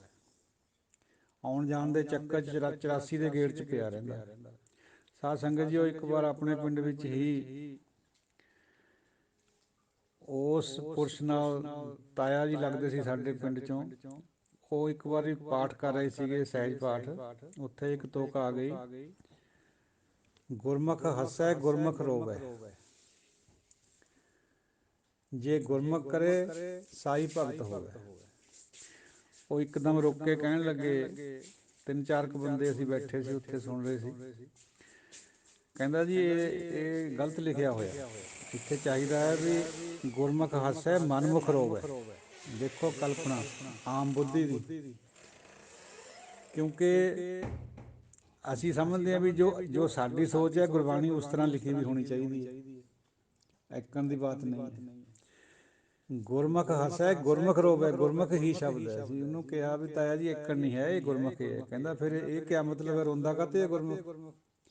ਮੈਂ ਕਿਹਾ ਜੇ ਸਾਰੀ ਬਾਣੀ ਦੀ ਵਿਚਾਰ ਕਰੋਗੇ ਆਪੇ ਸਮਝ ਆ ਜਾਣੀ। ਰੰਗ ਰੋਵੈਂ ਰੰਗ ਹਸੈਂ, ਚੁੱਪ ਪੀ ਕਰ ਜਾਏ, ਪਰਵਾਹ ਨਾਹੀਂ ਕਿਸੇ ਕੇਰੀ ਬਾਤ ਸੱਚੇ ਨਾ ਹੈ। ਉਹ ਗੁਰਮੁਖ ਰੋਂਦੇ ਵੀ ਹੈ, ਗੁਰਮੁਖ ਹੱਸਦੇ ਵੀ ਹੈ ਉਹਦੇ ਹੁਕਮ ਵਿੱਚ, ਦੁਨਿਆਵੀ ਤੌਰ ਪਰ ਨਹੀਂ। ਦੁਨਿਆਵੀ ਤੌਰ ਪਰ ਰੋਣਾ, ਕੋਈ ਨੁਕਸਾਨ ਹੋ ਗਿਆ, ਕੋਈ ਮਾਇਆ ਚਲੇਗੀ, ਕੋਈ ਪੁੱਤਰ ਧੀ ਮਰ ਗਿਆ, ਉਹ ਰੋਣਾ ਗੁਰਮੁਖ ਨਹੀਂ ਰੋਂਦੇ। ਉਹਦੇ ਰੰਗ ਵਿੱਚ ਰੋਨੇ ਵੀ ਤੇਤੋਂ ਵਿਛੜੇ ਹੋਏ ਹਾਂ ਅਸੀਂ, ਪਹਿਲਾਂ ਕਿਆ ਕੁਛ ਕਰਦੇ ਰਹੇ ਹਾਂ, ਹੁਣ ਤੇ ਸਾਨੂੰ ਆਪਣੇ ਨਾਲ ਜੋੜ ਲਿਆ, ਉਹ ਗੱਲਾਂ ਯਾਦ ਕਰਕੇ ਰੋਨੇ। ਸੋ ਸਾਧ ਸੰਗਤ ਜੀ, ਉਹ ਬਹੁਤ ਸਾਰੇ ਐਸੇ ਹੀ ਲੋਕ 80-85% ਬਿਨਾਂ ਵਿਚਾਰ ਤੋਂ ਜਿਵੇਂ ਗੁਰਬਾਣੀ ਨੂੰ ਸੁਣਦੇ ਆ, ਉਕਣੇ ਅਰਥ ਆਪਣੇ ਮਨ ਵਿੱਚ ਬਣਾ ਕੇ ਬਹਿ ਜਾਂਦੇ ਹੋ। ਐਕਣ ਦੀ ਬਾਤ ਠੀਕ ਨਹੀਂ ਹੈ। ਮਨਮੁਖ ਬਿਨਸੈ ਆਵੇ ਜਾਏ, ਮਨਮੁਖ ਆਉਂਦਾ ਜਾਂਦਾ 84 'ਚ ਪਿਆ ਰਹਿੰਦਾ। ਨਾਨਕ ਗੁਰਮੁਖ ਸਾਚ ਸਮਾਏ। ਪਾਤਸ਼ਾਹ ਫਰਮਾਉਂਦੇ, ਧੰਨ ਧੰਨ ਗੁਰੂ ਨਾਨਕ ਪਾਤਸ਼ਾਹ ਜੀ, ਵੀ ਜਿਹੜਾ ਗੁਰੂ ਦੇ ਰਾਹੀਂ ਜੁੜਦਾ ਹੈ ਉਹ ਸੱਚ ਦੇ ਨਾਲ ਸਮਾਉਂਦਾ, ਉਹ ਸੱਚ ਵਿੱਚ ਜੁੜ ਜਾਂਦਾ ਹੈ, ਉਹ ਅਮਰ ਹੋ ਜਾਂਦਾ। ਉਹ ਫਿਰ ਆਉਂਦਾ ਜਾਂਦਾ ਨਹੀਂ ਹੈ। ਉਹਨਾਂ ਸੰਤਾਂ ਵਾਸਤੇ ਮਰਨਾ ਨਹੀਂ ਹੈ, ਸੰਤ ਅਮਰ ਹੋ ਜਾਂਦਾ ਫਿਰ। ਕਿਉਂ ਕਰ ਬੰਦਾ ਸਰਪਨ ਖਾਧਾ। ਇਹ ਸਰਪਣ ਸੱਪਣੀ ਯਾਨੀ ਮਾਇਆ ਨੂੰ ਕਹਿੰਦੇ। ਇਹ ਜੀਵ ਕਿਵੇਂ ਬੰਨਿਆ ਹੋਇਆ, ਬੰਧਨਾਂ 'ਚ ਪਿਆ ਹੋਇਆ, ਤੇ ਕਿਸ ਤਰ੍ਹਾਂ ਇਹਨੂੰ ਸੱਪਣੀ ਨੇ ਖਾਧਾ ਹੋਇਆ, ਇਹ ਸਵਾਲ ਹੈ ਯੋਗੀਆਂ ਦਾ, ਸਿੱਧਾਂ ਦਾ। ਕਿਉਂ ਕਰ ਖੋਇਆ ਕਿਉਂ ਕਰ ਲਾਧਾ। ਕਿਵੇਂ ਇਹ ਖੋਇਆ ਹੋਇਆ ਹੈ ਪਰਮਾਤਮਾ, ਕਿਵੇਂ ਇਹ ਸਾਨੂੰ ਲੱਗਦਾ ਮਿਲਦਾ ਹੈ, ਲੱਭਦਾ। ਕਿਉਂ ਕਰ ਖੋਇਆ ਕਿਉਂ ਕਰ ਲਾਧਾ। ਕਿਉਂ ਕਰ ਨਿਰਮਲ ਕਿਉਂ ਕਰ ਅੰਧਿਆਰਾ। ਕਿਵੇਂ ਅਸੀਂ ਨਿਰਮਲ ਹੁੰਦੇ ਹਾਂ, ਕਿਵੇਂ ਅਸੀਂ ਅੰਧੇਰੇ ਦੇ ਵਿੱਚ ਭਟਕਦੇ, ਸੰਸਾਰ ਜਿਵੇਂ ਅਸੀਂ ਭਟਕਦੇ, ਅਤੇ ਨਿਰਮਲ ਕਿਵੇਂ ਹੁੰਦੇ। ਇਹ ਤੱਤ ਵਿਚਾਰੈ ਸੋ ਗੁਰੂ ਹਮਾਰਾ। ਜਿਹੜਾ ਇਸ ਤੱਤ ਨੂੰ ਵਿਚਾਰ ਕਰਦਾ ਹੈ ਉਹ ਸਾਡਾ ਗੁਰੂ ਹੈ। ਹੁਣ ਦੇਖੋ ਜਵਾਬ ਅੱਗੇ, ਦੁਰਮਤ ਬੰਧਾ ਸਰਪਣ ਖਾਧਾ। ਦੁਰਮਤ ਕਰਕੇ, ਖੋਟੀ ਮੱਤ ਕਰਕੇ ਅਸੀਂ ਬੰਧਨਾਂ 'ਚ ਪਏ ਹੋਏ ਹਾਂ, ਔਰ ਮਾਇਆ ਨੇ ਖਾਧੇ ਹੋਏ, ਮਾਇਆ ਦਾ ਸਾਡੇ ਉੱਪਰ ਪ੍ਰਭਾਵ ਹੈ। ਇਹ ਸਾਰਾ ਹੀ ਅੰਤਰੀਵ ਗਿਆਨ ਹੈ ਜਿਹੜਾ ਜੋਗੀ, ਕਿਉਂਕਿ ਪੁੱਗੇ ਹੋਏ ਸੀਗੇ ਫਲਸਫੇ ਦੇ ਵਿੱਚ, ਲੇਕਿਨ ਉਹਨਾਂ ਦੀ ਜਿਹੜੀ ਮੱਤ ਸੀਗੀ ਉਹ ਸਹੀ ਨਹੀਂ ਸੀਗੀ, ਉਹ ਵਿਵੇਕ ਨਹੀਂ ਸੀ ਬਣੀ ਹੋਈ। ਉਂਝ ਗਿਆਨ ਬਥੇਰਾ ਸੀ ਉਹਨਾਂ ਦੇ ਅੰਦਰ। ਇਹ ਪ੍ਰਸ਼ਨ ਤਾਂ ਹੀ ਉਹ ਕਰ ਰਹੇ ਹੈ ਵੀ ਸੱਪਣੀ ਕਿਵੇਂ ਖਾਂਦੀ ਹੈ, ਦੁਰਮਤ ਨਾਲ ਅਸੀਂ ਕਿਵੇਂ ਬੰਨੇ ਹੋਏ ਹਾਂ। ਮਨਮੁਖ ਖੋਇਆ ਗੁਰਮੁਖ ਲਾਧਾ। ਜਿਹੜਾ ਮਨਮੁਖ ਹੈ ਉਹ ਖੋਇਆ ਹੋਇਆ ਪਰਮਾਤਮਾ ਤੋਂ, ਉਹਨੇ ਪਰਮਾਤਮਾ ਨੂੰ ਖੋਇਆ ਹੋਇਆ ਸਮਝਿਆ ਹੋਇਆ, ਹਾਲਾਂਕਿ ਅੰਦਰੇ ਹੈ। ਗੁਰਮੁਖ ਨੇ ਉਹਨੂੰ ਅੰਦਰੋਂ ਟੋਲ ਲਿਆ ਹੋਇਆ। ਗੁਰੂ ਦੇ ਨਾਲ ਜੁੜ ਕੇ ਪਤਾ ਸਮਝ ਲੱਗ ਜਾਂਦੀ ਹੈ ਵੀ ਤੂੰ ਅੰਦਰੇ ਬੈਠਾ ਹੈ। ਮਨਮੁਖ ਸਮਝਦਾ ਵੀ ਉਹ ਹੈ ਹੀ ਨਹੀਂ ਉਰੇ ਕਿਤੇ, ਉਹ ਕਿਧਰੇ ਹੋਰ ਕੰਦਰਾਂ 'ਚ ਹੋਊਗਾ, ਪਹਾੜਾਂ ਦੀਆਂ 'ਚ, ਸਮੁੰਦਰਾਂ 'ਤੇ ਪਾਰ ਹੋਊਗਾ। ਮੋਹ ਮੋਹਿਆ ਜਾਣੈ ਦੂਰ ਹੈ, ਕਹੋ ਨਾਨਕ ਸਦਾ ਹਦੂਰ ਹੈ। ਗੁਰਮੁਖ ਨੂੰ ਸਮਝ ਆ ਜਾਂਦੀ ਹੈ, ਮਨਮੁਖ ਨੂੰ ਸਮਝ ਨਹੀਂ ਆਉਂਦੀ। ਸਤਿਗੁਰ ਮਿਲੈ ਅੰਧੇਰਾ ਜਾਏ। ਜੇ ਸਤਿਗੁਰੂ ਦਾ ਮਿਲਾਪ ਹੋ ਜਾਏ ਫਿਰ ਮਨਾਂ ਦਾ ਅੰਧੇਰਾ ਚਲੇ ਜਾਂਦਾ ਹੈ। ਇਹ ਜਿਹੜੀ ਦੁਰਮਤ ਹੈ ਜਾਂ ਦੁਬਿਧਾ ਹੈ, ਇਹ ਫਿਰ ਨਾਸ਼ ਹੋ ਜਾਂਦੀ ਹੈ। ਬਿਨਾਂ ਸਤਿਗੁਰੂ ਤੋਂ ਜਾਂਦੀ ਨਹੀਂ ਹੈ। ਮਨਮੁਖ ਭਗਤ ਕਰੈ ਬਿਨ ਸਤਿਗੁਰ, ਬਿਨ ਸਤਿਗੁਰ ਭਗਤ ਨਾ ਹੋਈ ਰਾਮ। ਭਗਤੀ ਸਤਿਗੁਰੂ ਤੋਂ ਬਿਨਾਂ ਹੋ ਹੀ ਨਹੀਂ ਸਕਦੀ, ਔਰ ਸੰਸਾਰ ਇਹੀ ਕੁਛ ਕਰਦਾ ਆਇਆ ਹੁਣ ਤੱਕ, ਹੁਣ ਵੀ ਉਹੀ ਕੁਛ ਹੋ ਰਿਹਾ ਬਹੁਤ ਹੱਦ ਤੱਕ। ਸਤਿਗੁਰੂ ਦਾ ਮਿਲਾਪ ਹੋਣਾ ਜਿਹੜਾ ਕਿ ਪਰਮਾਤਮਾ ਦੀ ਨਜ਼ਰ 'ਤੇ ਡਿਪੈਂਡ ਕਰਦਾ, ਸਾਡੇ ਵੱਸ ਦੀ ਗੱਲ ਨਹੀਂ ਹੈ। ਉਹ ਮਿਲ ਜੇ ਤੇ ਫਿਰ ਸਾਡੇ ਮਨਾਂ ਦੇ ਵਿੱਚੋਂ ਅੰਧੇਰਾ ਜਾ ਸਕਦਾ। ਸਾਧ ਸੰਗਤ ਜੀ, ਉਹ ਫਿਰ ਵਾਰ-ਵਾਰ ਜ਼ੋਰ ਇਸੀ ਗੱਲ 'ਤੇ ਵੀ ਮਿਲਣੇ ਔਰ ਕੋਲ ਬੈਠਣੇ 'ਚ ਬੜਾ ਅੰਤਰ ਹੈ। ਅਸੀਂ ਸਤਿਗੁਰੂ ਦੇ ਕੋਲ ਲੱਖਾਂ ਦੀ ਗਿਣਤੀ ਵਿੱਚ ਰੋਜ਼ ਜਾ ਕੇ ਬੈਠਦੇ ਹਾਂ, ਕਈਆਂ ਨੇ ਘਰ ਵਿੱਚ ਪ੍ਰਕਾਸ਼ ਕਰੇ ਹੋਏ ਹੈ, ਪਰ ਮਨਾਂ ਦਾ ਹਨੇਰਾ ਅਜੇ ਵੀ ਨਹੀਂ ਜਾ ਰਿਹਾ। ਕਿਉਂ? ਕਿਉਂਕਿ ਮਿਲਾਪ ਨਹੀਂ ਹੈ। ਮਿਲਾਪ ਕਦੋਂ ਹੋਣਾ? ਜਿਹੜੀ ਆਹ ਬਾਤ ਸਮਝਾ ਰਹੀ ਹੈ ਗੁਰਬਾਣੀ ਦਾ ਮਹਾਂਵਾਕ, ਸਤਿਗੁਰ ਮਿਲੇ ਅੰਧੇਰਾ ਜਾਏ। ਜੇ ਸਤਿਗੁਰੂ ਮਿਲੂਗਾ ਤਾਂ ਹਨੇਰੇ ਨੇ ਜਾਣਾ, ਤਾਂ ਅਗਿਆਨਤਾ ਨੇ ਮਿਟਣੀ। ਸਸ ਘਰ ਸੂਰ ਵਸੈ ਮਿਟੈ ਅੰਧਿਆਰਾ। ਜੇ ਸੂਰਜ ਚੰਦਰਮਾ ਦੇ ਘਰ 'ਚ ਆਊਗਾ ਫਿਰ ਇਹ ਅੰਧਿਆਰੇ ਨੇ ਮਿਟਣਾ। ਹੁਣ ਮਿਲਣਾ ਜਿਹੜਾ ਹੈ, ਕਈ ਵਾਰ ਵਿਚਾਰ ਹੋਲੀ, ਉਹ ਮਿਲਣੇ ਦਾ ਮਤਲਬ ਹੀ ਇਹੀ ਹੈ ਵੀ ਜਿਹਦੀ ਹਉਮੈ ਤੋੜ ਦੇਵੇ ਗੁਰੂ ਔਰ ਆਪਣੇ ਨਾਲ ਮਿਲਾ ਲਵੇ। ਕਿਉਂਕਿ ਗੁਰੂ ਦੀ ਜਿਹੜੀ ਵੇਵਲੈਂਥ ਹੈ, ਫਰੀਕੁਐਂਸੀ ਹੈ, ਉਹਦੇ ਵਿੱਚ ਹਉਮੈ ਹੈ ਨਹੀਂ, ਨਿਗੇਸ਼ਨ ਆਫ ਈਗੋ ਹੈ ਕਿਸੇ ਵੀ ਸੰਤ ਦੇ ਅੰਦਰ। ਤੋ ਜਦੋਂ ਸਾਡੇ ਅੰਦਰੋਂ ਉਹ ਨਿਗੇਟ ਕਰੂਗਾ, ਜ਼ੀਰੋ ਪਰ ਲਿਆਊਗਾ ਹਉਮੈ ਨੂੰ, ਫਿਰ ਉਹਦੇ ਨਾਲ ਅਸੀਂ ਮਿਲ ਸਕਦੇ ਹਾਂ। ਪਾਣੀ 'ਚ ਪਾਣੀ ਮਿਲ ਸਕਦਾ, ਤੇਲ ਨਹੀਂ ਮਿਲ ਸਕਦਾ।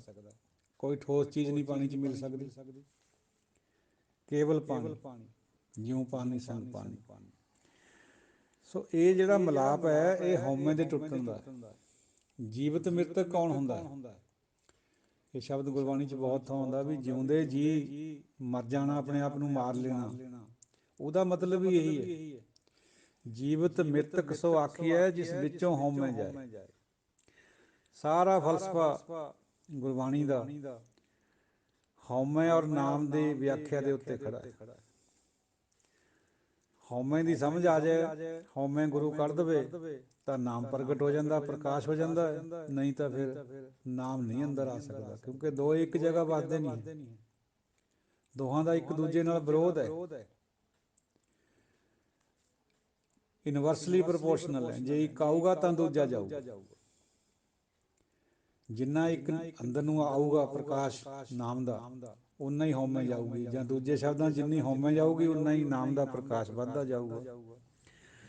ਸੋ ਜਿੰਨਾ ਚਿਰ ਗੁਰੂ ਦਾ ਮਿਲਾਪ ਨਹੀਂ ਹੁੰਦਾ,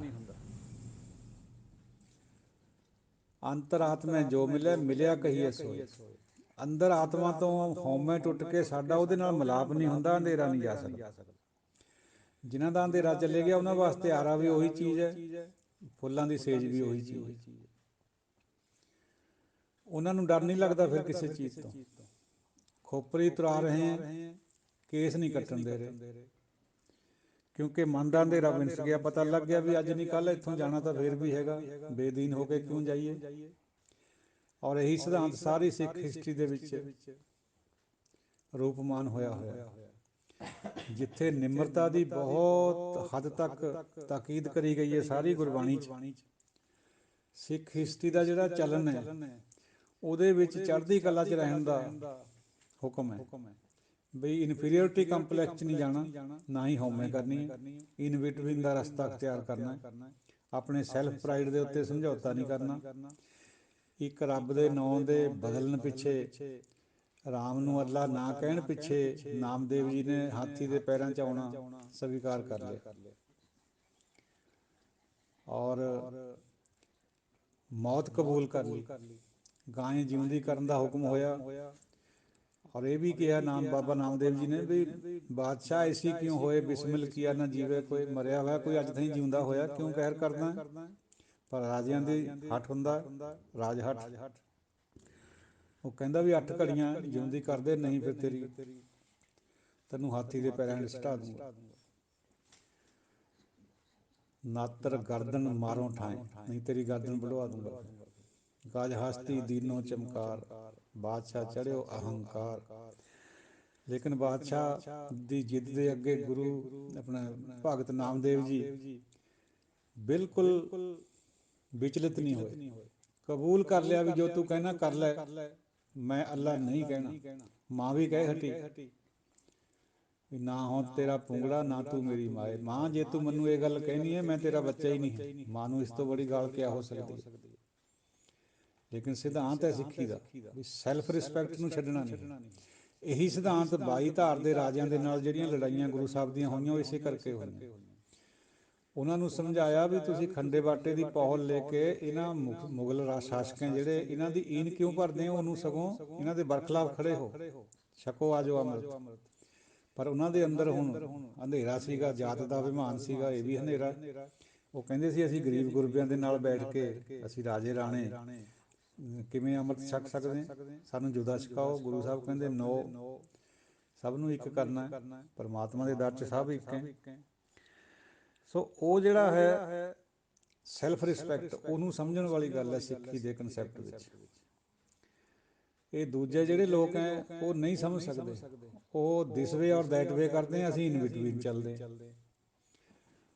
ਉਹ ਕਹਿੰਦੇ ਆ ਵੀ ਜਾਂ ਇੱਧਰ ਰਹੋ ਸੰਸਾਰੀ ਰਸਤੇ ਉੱਤੇ, ਜਾਂ ਫਿਰ ਛੱਡ ਕੇ ਬਿਲਕੁਲ ਭਗਤ ਬਣ ਜਾਓ। ਗੁਰਮਤਿ ਇਸ ਤਰ੍ਹਾਂ ਦੀ ਸੰਦੇਸ਼ ਨਹੀਂ ਹੈ ਗੁਰਮਤਿ ਦਾ। ਗੁਰਮਤਿ ਦਾ ਰਸਤਾ ਇਨ ਬਿਟਵੀਨ ਹੈ। ਇਹਨੂੰ ਸਮਝਣਾ ਦੁਨੀਆ ਵਾਸਤੇ ਬਹੁਤ ਮੁਸ਼ਕਿਲ ਹੈ। ਦੁਨੀਆ ਕਿਆ, ਸਿੱਖਾਂ ਵਾਸਤੇ ਵੀ ਬਹੁਤ ਮੁਸ਼ਕਿਲ ਹੈ। ਸਿੱਖ ਵੀ ਨਹੀਂ ਸਮਝ ਸਕਦਾ ਇਸ ਗੱਲ ਨੂੰ। ਜਿਹਨੂੰ ਸਮਝ ਆ ਗਈ ਉਹਦਾ ਹਨੇਰਾ ਚਲੇ ਜਾਊਗਾ। ਸਮਝੂਗਾ ਉਹੀ ਜਿਹਦਾ ਗੁਰੂ ਨਾਲ ਮਿਲਾਪ ਹੋ ਚੁੱਕਿਆ।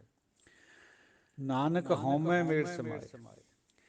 ਸਤਿਗੁਰੂ ਦੇ ਮਿਲਣ ਦੇ ਨਾਲ ਅੰਧੇਰਾ ਜਾਂਦਾ ਹੈ, ਪਰ ਸਤਿਗੁਰੂ ਮਿਲਦਾ ਕਿਹਨੂੰ ਹੈ? ਹਉਮੈ ਮੇਰ ਸਮਾਏ। ਫਿਰ ਉਹਦੀ ਹਉਮੈ ਟੁੱਟ ਜਾਂਦੀ ਹੈ, ਫਿਰ ਉਹ ਪਰਮਾਤਮਾ ਦੇ ਨਾਲ ਸਮਾ ਜਾਂਦਾ ਹੈ। ਜਿਵੇਂ ਨਦੀ ਸਮੁੰਦਰ ਦੇ ਵਿੱਚ ਜਾ ਕੇ ਸਮਾ ਜਾਂਦੀ ਹੈ, ਇੱਕ ਮਿੱਕ ਹੋ ਜਾਂਦੀ ਹੈ, ਲੇਕਿਨ ਇਹ ਨਹੀਂ ਜਾਣ ਸਕਦੀ ਵੀ ਸਮੁੰਦਰ ਕਿੱਡਾ ਕੁ ਹੈ, ਕਿਉਂਕਿ ਪਰਮਾਤਮਾ ਬੇਅੰਤ ਹੈ। ਤੂੰ ਬੇਅੰਤ ਕੋ ਵਿਰਲਾ ਜਾਣੇ। ਤੈਨੂੰ ਕੋਈ ਵਿਰਲਾ ਹੀ ਜਾਣ ਸਕਦਾ। ਤੂੰ ਬਹੁਤ ਡਾਢਾ ਹੈ, ਬੇਅੰਤ ਹੈ। ਤੇਰੇ 'ਚ ਸਮਾ ਜ਼ਰੂਰ ਸਕਦੇ ਜੇ ਤੇਰੀ ਕਿਰਪਾ ਹੋ ਜਾਏ। ਤੂੰ ਕਿਸੇ ਸੰਤ ਨੂੰ ਮਿਲਾ ਦੇਂ, ਕਿਸੇ ਗੁਰੂ ਦੇ ਨਾਲ ਮੇਲ ਕਰਾ ਦੇਂ, ਗੁਰਬਾਣੀ ਨਾਲ ਮੇਲ ਕਰਾ ਦੇਂ। ਤੋ ਯਾਚਨਾ ਸਿੱਖ ਦੀ ਇਹ ਹੋਣੀ ਚਾਹੀਦੀ ਹੈ, ਜਦ ਵੀ ਗੁਰਬਾਣੀ ਪੜ੍ਹਦਾ, ਸੁਣਦਾ, ਨਾਮ ਜਪਦਾ, ਜਪਾਉਂਦਾ ਹੈ, ਹੇ ਵਾਹਿਗੁਰੂ, ਹੇ ਗੁਰੂ ਜੀਓ, ਸਾਡੇ ਮਨਾਂ ਦਾ ਇਹ ਅੰਧੇਰਾ ਦੂਰ ਕਰ, ਸਾਨੂੰ ਆਪਣੇ ਨਾਲ ਮਿਲਾ। ਬੇਸ਼ੱਕ ਅਸੀਂ ਤੇਰੇ ਗੁਣ ਗਾਉਂਦੇ ਹਾਂ, ਤੇਰੇ ਕੋਲ ਬੈਠਦੇ ਹਾਂ ਰੋਜ਼ ਆ ਕੇ 2 ਟਾਈਮ, ਪਰ ਸਾਡਾ ਤੇਰੇ ਨਾਲ ਅਜੇ ਮਿਲਾਪ ਨਹੀਂ ਹੈ। ਕਰਦੇ ਕਿਰਪਾ, ਦੇ ਸਾਨੂੰ ਸੋਝੀ, ਹਉਮੈ ਬੂਝੈ ਤਾਂ ਦਰ ਸੂਝੈ। ਕਰਦੇ ਕਿਰਪਾ, ਕਰ ਨੀਵੇਂ ਸਾਨੂੰ। ਅਸੀਂ ਤੇਰਾ ਆਸਰਾ ਲੈ ਕੇ ਆਪਣੇ ਆਪ ਨੂੰ ਵਧਾਉਣ ਲੱਗੇ ਹੋਏ ਹਾਂ, ਬਈ ਅਸੀਂ ਬੜੇ ਭਗਤ ਹੋ ਗਏ ਹੁਣ, ਵੀ ਆਰ ਸਮਥਿੰਗ ਨਾਊ। ਇਹ ਤੋੜ ਸਾਡੇ ਮਨ 'ਚੋਂ ਖਿਆਲ। ਅਸੀਂ ਨੀਵੇਂ ਹੋ ਕੇ ਤੇਰੇ 'ਚ ਸਮਾਈਏ, ਗੁਰੂ ਦੇ ਨਾਲ ਸਾਡਾ ਮਿਲਾਪ ਕਰਾ ਦੇ। ਜਦੋਂ ਬੇਨਤੀ ਸੁਣਦਾ, ਉਹ ਬੇਨਿਆਜ਼ ਨਹੀਂ ਹੈ, ਅੰਦਰ ਹੀ ਬੈਠਾ ਹੈ। ਜਦੋਂ ਦਿਲ ਤੋਂ ਫਰਿਆਦ ਕੋਈ ਕਰਦਾ ਤਾਂ ਉਹ ਸੁਣਦਾ ਹੈ, ਪਰ ਹਉਮੈ ਦੇ ਵਿੱਚ ਕਰੀ ਹੋਈ ਬੇਨਤੀਆਂ ਨੂੰ ਬਹੁਤਾ ਨਹੀਂ ਸੁਣਦਾ ਉਹ। ਜਦੋਂ ਮਨ ਟੁੱਟਦਾ ਹੈ ਨਾ, ਉਹੀ ਅਰਦਾਸ ਹੁੰਦੀ ਹੈ। ਜਦੋਂ 2 ਹੱਥ ਖੜ੍ਹੇ ਹੋ ਜਾਂਦੇ ਵੀ ਹੁਣ ਮੇਰਾ ਕੋਈ ਨਹੀਂ ਹੈ, ਹੁਣ ਤੂੰ ਹੀ ਹੈ, ਉਦੋਂ ਅੰਦਰ ਤੋਂ ਪ੍ਰਗਟ ਹੋ ਜਾਂਦਾ। ਜਿੰਨਾ ਚਿਰ ਦ੍ਰੋਪਤਾਂ ਭੀਸ਼ਮ ਪਿਤਾਮੇ ਵੱਲ, ਆਪਣੇ ਪਤੀਆਂ ਵੱਲ ਝਾਕਦੀ ਰਹੀ ਵੀ ਕੋਈ ਮੇਰੀ ਰੱਖਿਆ ਕਰੋ, ਮੇਰਾ ਚੀਰਹਰਨ ਹੋ ਰਿਹਾ, ਮੇਰੇ ਕੱਪੜੇ ਉਤਾਰੇ ਜਾ ਰਹੇ हैं, ਵਸਤਰ, ਕੋਈ ਨਹੀਂ ਬੋੜਿਆ, ਸਭ ਸਿਰ ਨੀਵਾਂ ਕਰਕੇ ਬੈਠ ਗਏ। ਦਰੋਣਾਚਾਰੀਏ, ਕਿਰਪਾਚਾਰੀਏ, ਸਭ ਸਿਰ ਨੀਵਾਂ ਕਰਕੇ ਬੈਠ ਗਏ। ਜਦ ਫਿਰ ਅਖੀਰ ਨੂੰ ਪੁਕਾਰੀ, ਚਾਹੇ ਉੱਤੇ ਕ੍ਰਿਸ਼ਨ ਦਾ ਨਾਂ ਆਉਂਦਾ ਵੀ ਕ੍ਰਿਸ਼ਨ ਜੀ ਕੋਲ ਅਰਦਾਸ ਕਰੀ, ਗੁਰਮਤਿ ਨੇ ਉਹਨੂੰ ਪਰਮਾਤਮਾ ਦਾ ਨਾਂ ਦਿੱਤਾ। ਜਦੋਂ ਪਰਮਾਤਮਾ ਕੋਲ ਅਰਦਾਸ ਕਰੀ, ਹੱਥ ਉੱਪਰ ਨੂੰ ਚੱਕ ਕੇ ਵੀ ਹੇ ਰਾਮ, ਹੇ ਕ੍ਰਿਸ਼ਨ, ਹੁਣ ਮੇਰਾ ਕੋਈ ਨਹੀਂ ਰਿਹਾ, ਹੁਣ ਤਾਂ ਮੈਂ ਨੰਗੀ ਹੋ ਹੀ ਜਾਣਾ। ਜਦੇ ਅੰਦਰੋਂ ਆਇਆ, ਪ੍ਰਗਟ ਹੋਇਆ। ਆਪਾਂ ਨੂੰ ਸਭ ਨੂੰ ਪਤਾ, ਗਿਆਤ ਹੈ ਕਹਾਣੀ। ਇਸ ਸਾਖੀ 'ਚੋਂ ਇਹੀ ਸਿੱਖਿਆ ਮਿਲਦੀ ਹੈ ਵੀ ਜਦੋਂ ਆਪਾਂ ਉਹਨੂੰ ਯਾਦ ਕਰੀਏ, ਉਹ ਆ ਜਾਂਦਾ ਹੈ। ਹੀ ਮਸਟ ਕਮ।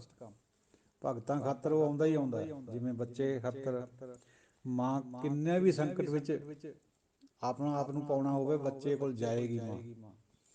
ਇਸੇ ਤਰੀਕੇ ਨਾਲ ਪਰਮਾਤਮਾ ਦੀ ਗੱਲ। ਸੋ ਜਿਹੜੀ ਸਿੱਖਿਆ ਹੈ ਸਿੱਧ ਗੋਸ਼ਟ ਦੀ, ਇਹ ਬੇਸਿਕ ਗੱਲ ਹੈ। ਸਾਰੀ ਗੁਰਬਾਣੀ ਵੈਸੇ ਬੇਸਿਕ ਹੈ, ਕਿਉਂਕਿ ਇੱਥੇ ਵਾਹ ਕਿਹਦੇ ਨਾਲ ਪਿਆ ਗੁਰੂ ਨਾਨਕ ਪਾਤਸ਼ਾਹ ਦਾ? ਜਿਹੜੇ ਸਿੱਧ ਹੈ, ਜਿਹੜੇ ਪੁੱਗੇ ਹੋਏ ਸਮਝਦੇ ਆਪਣੇ ਆਪ ਨੂੰ, ਜਾਂ ਆਪਣੇ ਆਪ ਨੂੰ ਬੜੇ ਸੰਤ ਸਮਝਦੇ ਹੈ, ਦੁਨੀਆ ਤੋਂ ਲਹਿਦਾ ਹੋਈ ਬੈਠੇ, ਜੰਗਲਾਂ 'ਚ ਰਹਿੰਦੇ, ਕੰਦ ਮੂਲ ਖਾਂਦੇ, ਜੜੀਆਂ ਬੂਟੀਆਂ ਖਾਂਦੇ, ਤੀਰਥਾਂ ਪਰ ਨਹਾਉਂਦੇ, ਉਹਨਾਂ ਦਾ ਇਸ ਤਰ੍ਹਾਂ ਦਾ ਵਿਹਾਰ ਹੈ। ਔਰ ਗੋਦੜੀਆਂ ਦੀ ਗੋਦੜੀ ਪਾਉਂਦੇ, ਲੀਰਾਂ ਦੀ ਚਿੱਪੀਆਂ ਫਕੜ ਕੇ ਮੰਗਣ ਜਾਂਦੇ, ਭਿੱਖਿਆ ਮੰਗਣ। ਇਹ ਸਭ ਕਾਸੇ ਤੋਂ ਹਟਾ ਕੇ ਗੁਰੂ ਸਾਹਿਬ ਨੇ ਨਵੇਕਲਾ ਰਸਤਾ ਦਿੱਤਾ, ਜਿਹਨੂੰ ਸਿੱਖੀ ਕਹਿੰਦੇ। ਇਹ ਰਸਤਾ ਕਠਿਨ ਵੀ ਹੈ, ਸਮਝਣਾ ਹੀ ਮੁਸ਼ਕਿਲ ਹੈ, ਸਮਝਣਾ ਬਹੁਤ ਵਿਖਮ ਹੈ, ਪਰ ਇਹਨੂੰ ਚੱਲਣਾ ਤਾਂ ਹੋਰ ਵੀ ਮੁਸ਼ਕਿਲ ਹੈ, ਖੰਡੇ ਧਾਰ ਹੈ। ਇਸ ਕਰਕੇ ਸਾਧ ਸੰਗਤ ਜੀਓ, ਦਿਓ ਆਗਿਆ, ਕਿਸੇ ਅਪਸ਼ਬਦ ਦੀ ਖਿਮਾ, ਯਾਚਨਾ, ਬੇਨਤੀ ਆਪ ਜੀ ਦੇ ਚਰਨਾਂ 'ਚ। ਕਿਉਂਕਿ ਫਲਸਫਾ ਹੈ, ਫਲਸਫੇ ਦੇ ਵਿੱਚ ਬੰਦਾ ਕਿਤੇ ਨਾ ਕਿਤੇ ਜ਼ਰੂਰ ਉਕਾਈ ਰਹਿ ਜਾਂਦੀ ਹੈ, ਬੋਲਣ ਤੋਂ, ਕਰਨ ਤੋਂ, ਸਮਝਣ ਤੋਂ। ਆਪ ਜੀ ਬਖਸ਼ਣਹਾਰ ਹੈ, ਗੁਰੂ ਸਾਹਿਬ ਸਦਾ ਹੀ ਦਿਆਲੂ ਕਿਰਪਾਲੂ ਹੈ। ਦਿਓ ਅਸੀਸ। ਵਾਹਿਗੁਰੂ ਜੀ ਕਾ ਖਾਲਸਾ, ਵਾਹਿਗੁਰੂ ਜੀ ਕੀ ਫਤਿਹ। ਸਤਿਨਾਮ ਸ੍ਰੀ ਵਾਹਿਗੁਰੂ ਸਾਹਿਬ ਜੀਓ। ਸਤਿਨਾਮ ਸ੍ਰੀ ਵਾਹਿਗੁਰੂ ਸਾਹਿਬ ਜੀਓ। ਸੁਨ ਨਿਰੰਤਰ ਦੀਜੈ ਬੰਦ, ਉੜੈ ਨ ਹੰਸਾ ਪੜੈ ਨ ਕੰਦ। ਸਹਿਜ ਗੁਫਾ ਕਰ ਜਾਣੈ ਸਾਚਾ, ਨਾਨਕ ਸਾਚੇ ਭਾਵੈ ਸਾਚਾ। ਕਿਸ ਕਾਰਨ ਗ੍ਰਹਿ ਤਜਿਓ ਉਦਾਸੀ, ਕਿਸ ਕਾਰਨ ਇਹ ਭੇਖ ਨਿਵਾਸੀ। ਕਿਸ ਬਖਰ ਕੇ ਤੁਮ ਬਣ ਜਾਰੇ, ਕਿਉ ਕਰ ਸਾਥ ਲੰਘਾਵੋ ਪਾਰੇ। ਗੁਰਮੁਖ ਖੋਜਤ ਭਏ ਉਦਾਸੀ, ਦਰਸ਼ਨ ਕੈ ਤਾਈ ਭੇਖ ਨਿਵਾਸੀ। ਸਾਚ ਵਖਰ ਕੇ ਹਮ ਬਣ ਜਾਰੇ, ਨਾਨਕ ਗੁਰਮੁਖ ਉਤਰਸ ਪਾਰੇ। ਕਿਤ ਬਿਦ ਪੁਰਖਾ ਜਨਮ ਬਟਾਇਆ, ਕਾਹੇ ਕੋ ਤੁਝ ਇਹ ਮਨ ਲਾਇਆ। ਕਿਤ ਬਿਦ ਆਸਾ ਮਨਸਾ ਖਾਈ, ਕਿਤ ਬਿਦ ਜੋਤ ਨਿਰੰਤਰ ਪਾਈ। ਬਿਨ ਦੰਤਾ ਕਿਉ ਖਾਈਐ ਸਾਰ, ਨਾਨਕ ਸਾਚਾ ਕਰੋ ਵਿਚਾਰ।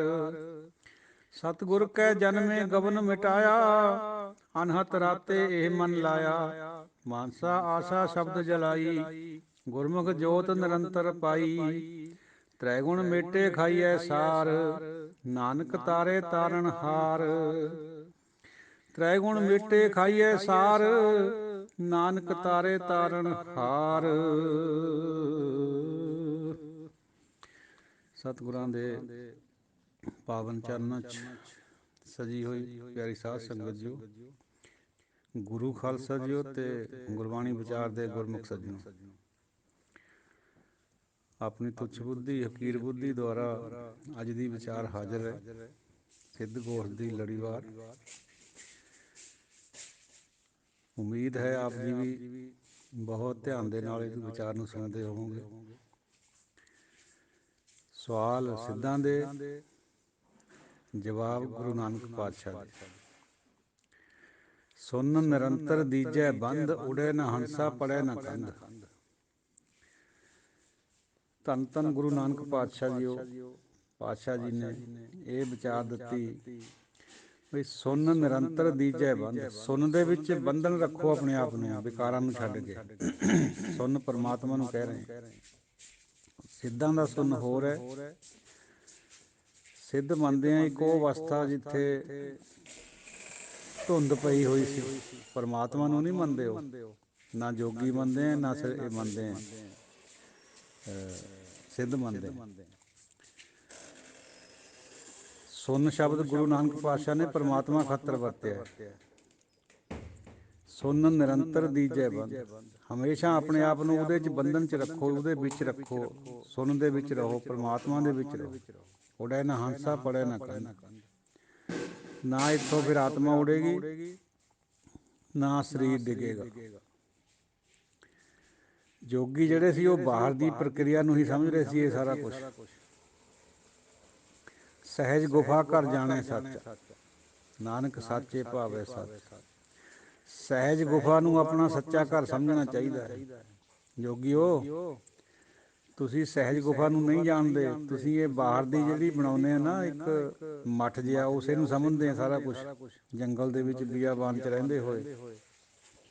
ਪਰ ਅਸਲ ਵਿੱਚ ਸਹਿਜ ਗੁਫਾ ਜੇ ਤਾਂ ਪ੍ਰਤੱਖ ਤੌਰ 'ਤੇ ਬਾਹਰ ਦੇਖਣੀ ਹੈ ਫਿਜ਼ੀਕਲੀ, ਤਾਂ ਗੁਰੂ ਕੀ ਸੰਗਤ ਹੈ। ਕਿੰਨੇ ਵੀ ਵਿਕਾਰ ਹੋਵੇਂ, ਗੁਰੂ ਕੀ ਸੰਗਤ ਵੀ ਜਾ ਕੇ ਹਟ ਜਾਣਗੇ। ਅਤੇ ਜਿਹੜੀ ਅਸਲੀ ਸਹਿਜ ਗੁਫਾ ਅੰਦਰ ਬਣਦੀ ਹੈ, ਉਹਨੂੰ ਕਬੀਰ ਜੀ ਨੇ ਬਹੁਤ ਵਧੀਆ ਬਿਆਨਿਆ। ਕਬੀਰ ਗੰਗ ਜਮਨ ਕੇ ਅੰਤਰੇ, ਸਹਿਜ ਸੁਨ ਕੇ ਘਾਟ। ਤਹਾਂ ਕਬੀਰੈ ਮਠ ਕੀਆ, ਖੋਜਤ ਮੁਨ ਜਨ ਬਾਟ। ਤੁਸੀਂ ਸਮਝਦੇ ਹੋ ਵੀ ਗੰਗਾ ਦੇ ਕੰਢੇ 'ਤੇ ਜਾ ਕੇ, ਜਮਨਾ ਦੇ ਕਿਨਾਰੇ 'ਤੇ ਜਾ ਕੇ ਤੁਸੀਂ ਪਰਮਾਤਮਾ ਨੂੰ ਮਿਲ ਜਾਓਗੇ। ਉਹ ਭਾਈ ਕਬੀਰ ਜੀ ਫਰਮਾਉਂਦੇ ਇੱਕਣ ਨਹੀਂ ਹੈ ਇਹ ਗੱਲ। ਸਹਿਜ ਗੁਫਾ ਤਾਂ ਅੰਦਰ ਹੈ। ਉੱਥੇ ਕਬੀਰ ਨੇ ਮੱਠ ਬਣਾ ਲਿਆ ਆਪਣਾ ਅੰਦਰ ਹੀ। ਉਹੀ ਸਹਿਜ ਗੁਫਾ ਜਿੱਥੇ ਨਾਮ ਚੱਲਦਾ ਹਰ ਵਕਤ, ਜਿੱਥੇ ਨਾਮ ਦੀ ਅਰਾਧਨਾ ਹੋ ਰਹੀ ਹੈ। ਸਹਿਜ ਗੁਫਾ ਜਾਂ ਸਾਧ ਸੰਗਤ ਹੈ ਅਤੇ ਜਾਂ ਮਨ ਦੇ ਵਿੱਚ ਮਹਾਂਪੁਰਸ਼ਾਂ ਦੇ ਬਣਦੀ ਹੈ। ਨਾਨਕ ਸਾਚੇ ਭਾਵੈ ਸਾਚਾ, ਉਸ ਸੱਚੇ ਨੂੰ ਸੱਚ ਹੀ ਪਾਉਂਦਾ ਹੈ। ਕਿਸ ਕਾਰਨ ਗ੍ਰਹਿ ਤਜਿਓ ਉਦਾਸੀ। ਹੁਣ ਸਿੱਧਾਂ ਦਾ ਪ੍ਰਸ਼ਨ ਹੈ ਬਈ ਹੇ ਬਾਲਕੇ, ਗੁਰੂ ਨਾਨਕ ਪਾਤਸ਼ਾਹ ਨੂੰ ਪੁੱਛ ਰਹੇ ਹੈ ਵੀ ਇਹ ਘਰ ਕਿਉਂ ਛੱਡਿਆ ਸੀ ਜਦੋਂ ਉਦਾਸੀਆਂ 'ਤੇ ਚੜ੍ਹੇ ਸੀਗੇ। ਹੇ ਅਵਧੂਤ, ਇਹ ਘਰ ਕਿਉਂ ਛੱਡਿਆ ਸੀ? ਕਿਸ ਕਾਰਨ ਇਹ ਭੇਖ ਨਿਵਾਸੀ? ਕਿਸ ਕਾਰਨ ਕਰਕੇ ਇਹ ਭੇਖ ਲਿਆ ਸੀ ਤੁਸੀਂ, ਜਿਹੜਾ ਸਾਧਾਂ ਵਾਲਾ ਭੇਖ ਬਣਾਇਆ ਹੋਇਆ ਸੀ ਜਦੋਂ ਬਾਹਰ ਉਦਾਸੀਆਂ 'ਤੇ ਚੜ੍ਹੇ ਗੁਰੂ ਪਾਤਸ਼ਾਹ? ਹੁਣ ਧੰਨ ਧੰਨ ਗੁਰੂ ਨਾਨਕ ਦੇਵ ਜੀ ਫਰਮਾ ਰਹੇ ਆ, ਗੁਰਮੁਖ ਖੋਜਤ ਭਏ ਉਦਾਸੀ। ਅਸੀਂ ਗੁਰਮੁਖਾਂ ਦੀ ਖੋਜ ਵਿੱਚ ਉਦਾਸੀ ਬਣੇ। ਇਹ ਜਾਮਾ ਪਾਇਆ ਸਾਧਾਂ ਵਾਲਾ। ਦਰਸ਼ਨ ਕਹਿ ਤਾਂ ਹੀ ਭੇਖ ਨਿਵਾਸੀ, ਉਹਨਾਂ ਦੇ ਦਰਸ਼ਨ ਕਰਨ ਖਾਤਰ ਇਹ ਭੇਖ ਬਣਾਇਆ। ਕਿਉਂਕਿ ਜਿਹੋ ਜਿਹਾ ਪਹਿਰਾਵਾ ਹੁੰਦਾ ਉਹਨੂੰ ਉਹੋ ਜਿਹਾ ਬੰਦਾ ਦੂਰ ਤੋਂ ਪਛਾਣ ਲੈਂਦਾ ਵੀ ਇਹ ਇਸ ਰਸਤੇ ਦਾ ਪਾਂਧੀ ਹੈ। ਕਿਸ ਵੱਖਰ ਕੇ ਤੁਮ ਬਣਜਾਰੇ, ਕਿਉਂ ਕਰ ਸਾਥ ਲੰਘਾਵੋ ਪਾਰੇ। ਤੁਸੀਂ ਕਿਹੜੇ ਵਪਾਰ ਦੇ ਬਣਜਾਰੇ ਹੈ? ਆਪਣੇ ਸਾਥੀਆਂ ਨੂੰ, ਜਿਹੜਾ ਤੁਹਾਡਾ ਸਾਥ ਸੰਗੀ ਹੈ, ਉਹਨਾਂ ਨੂੰ ਕਿਉਂ ਕਿੱਕਣ ਪਾਰ ਲੰਘਾਓਗੇ? ਹੁਣ ਪਾਤਸ਼ਾਹ ਫਰਮਾਉਂਦੇ, ਸਾਚ ਵੱਖਰ ਕੇ ਹਮ ਬਣਜਾਰੇ। ਅਸੀਂ ਸੱਚ ਦਾ ਵਪਾਰ ਕਰਦੇ। ਨਾਮ ਹੀ ਸਾਡਾ ਸਭ ਕੁਛ ਹੈ, ਨਾਨਕ ਕਹਿ ਕਰ ਕੇਵਲ ਨਾਮ। ਨਾਨਕ ਗੁਰਮੁਖ ਉਤਰਸ ਪਾਰੇ।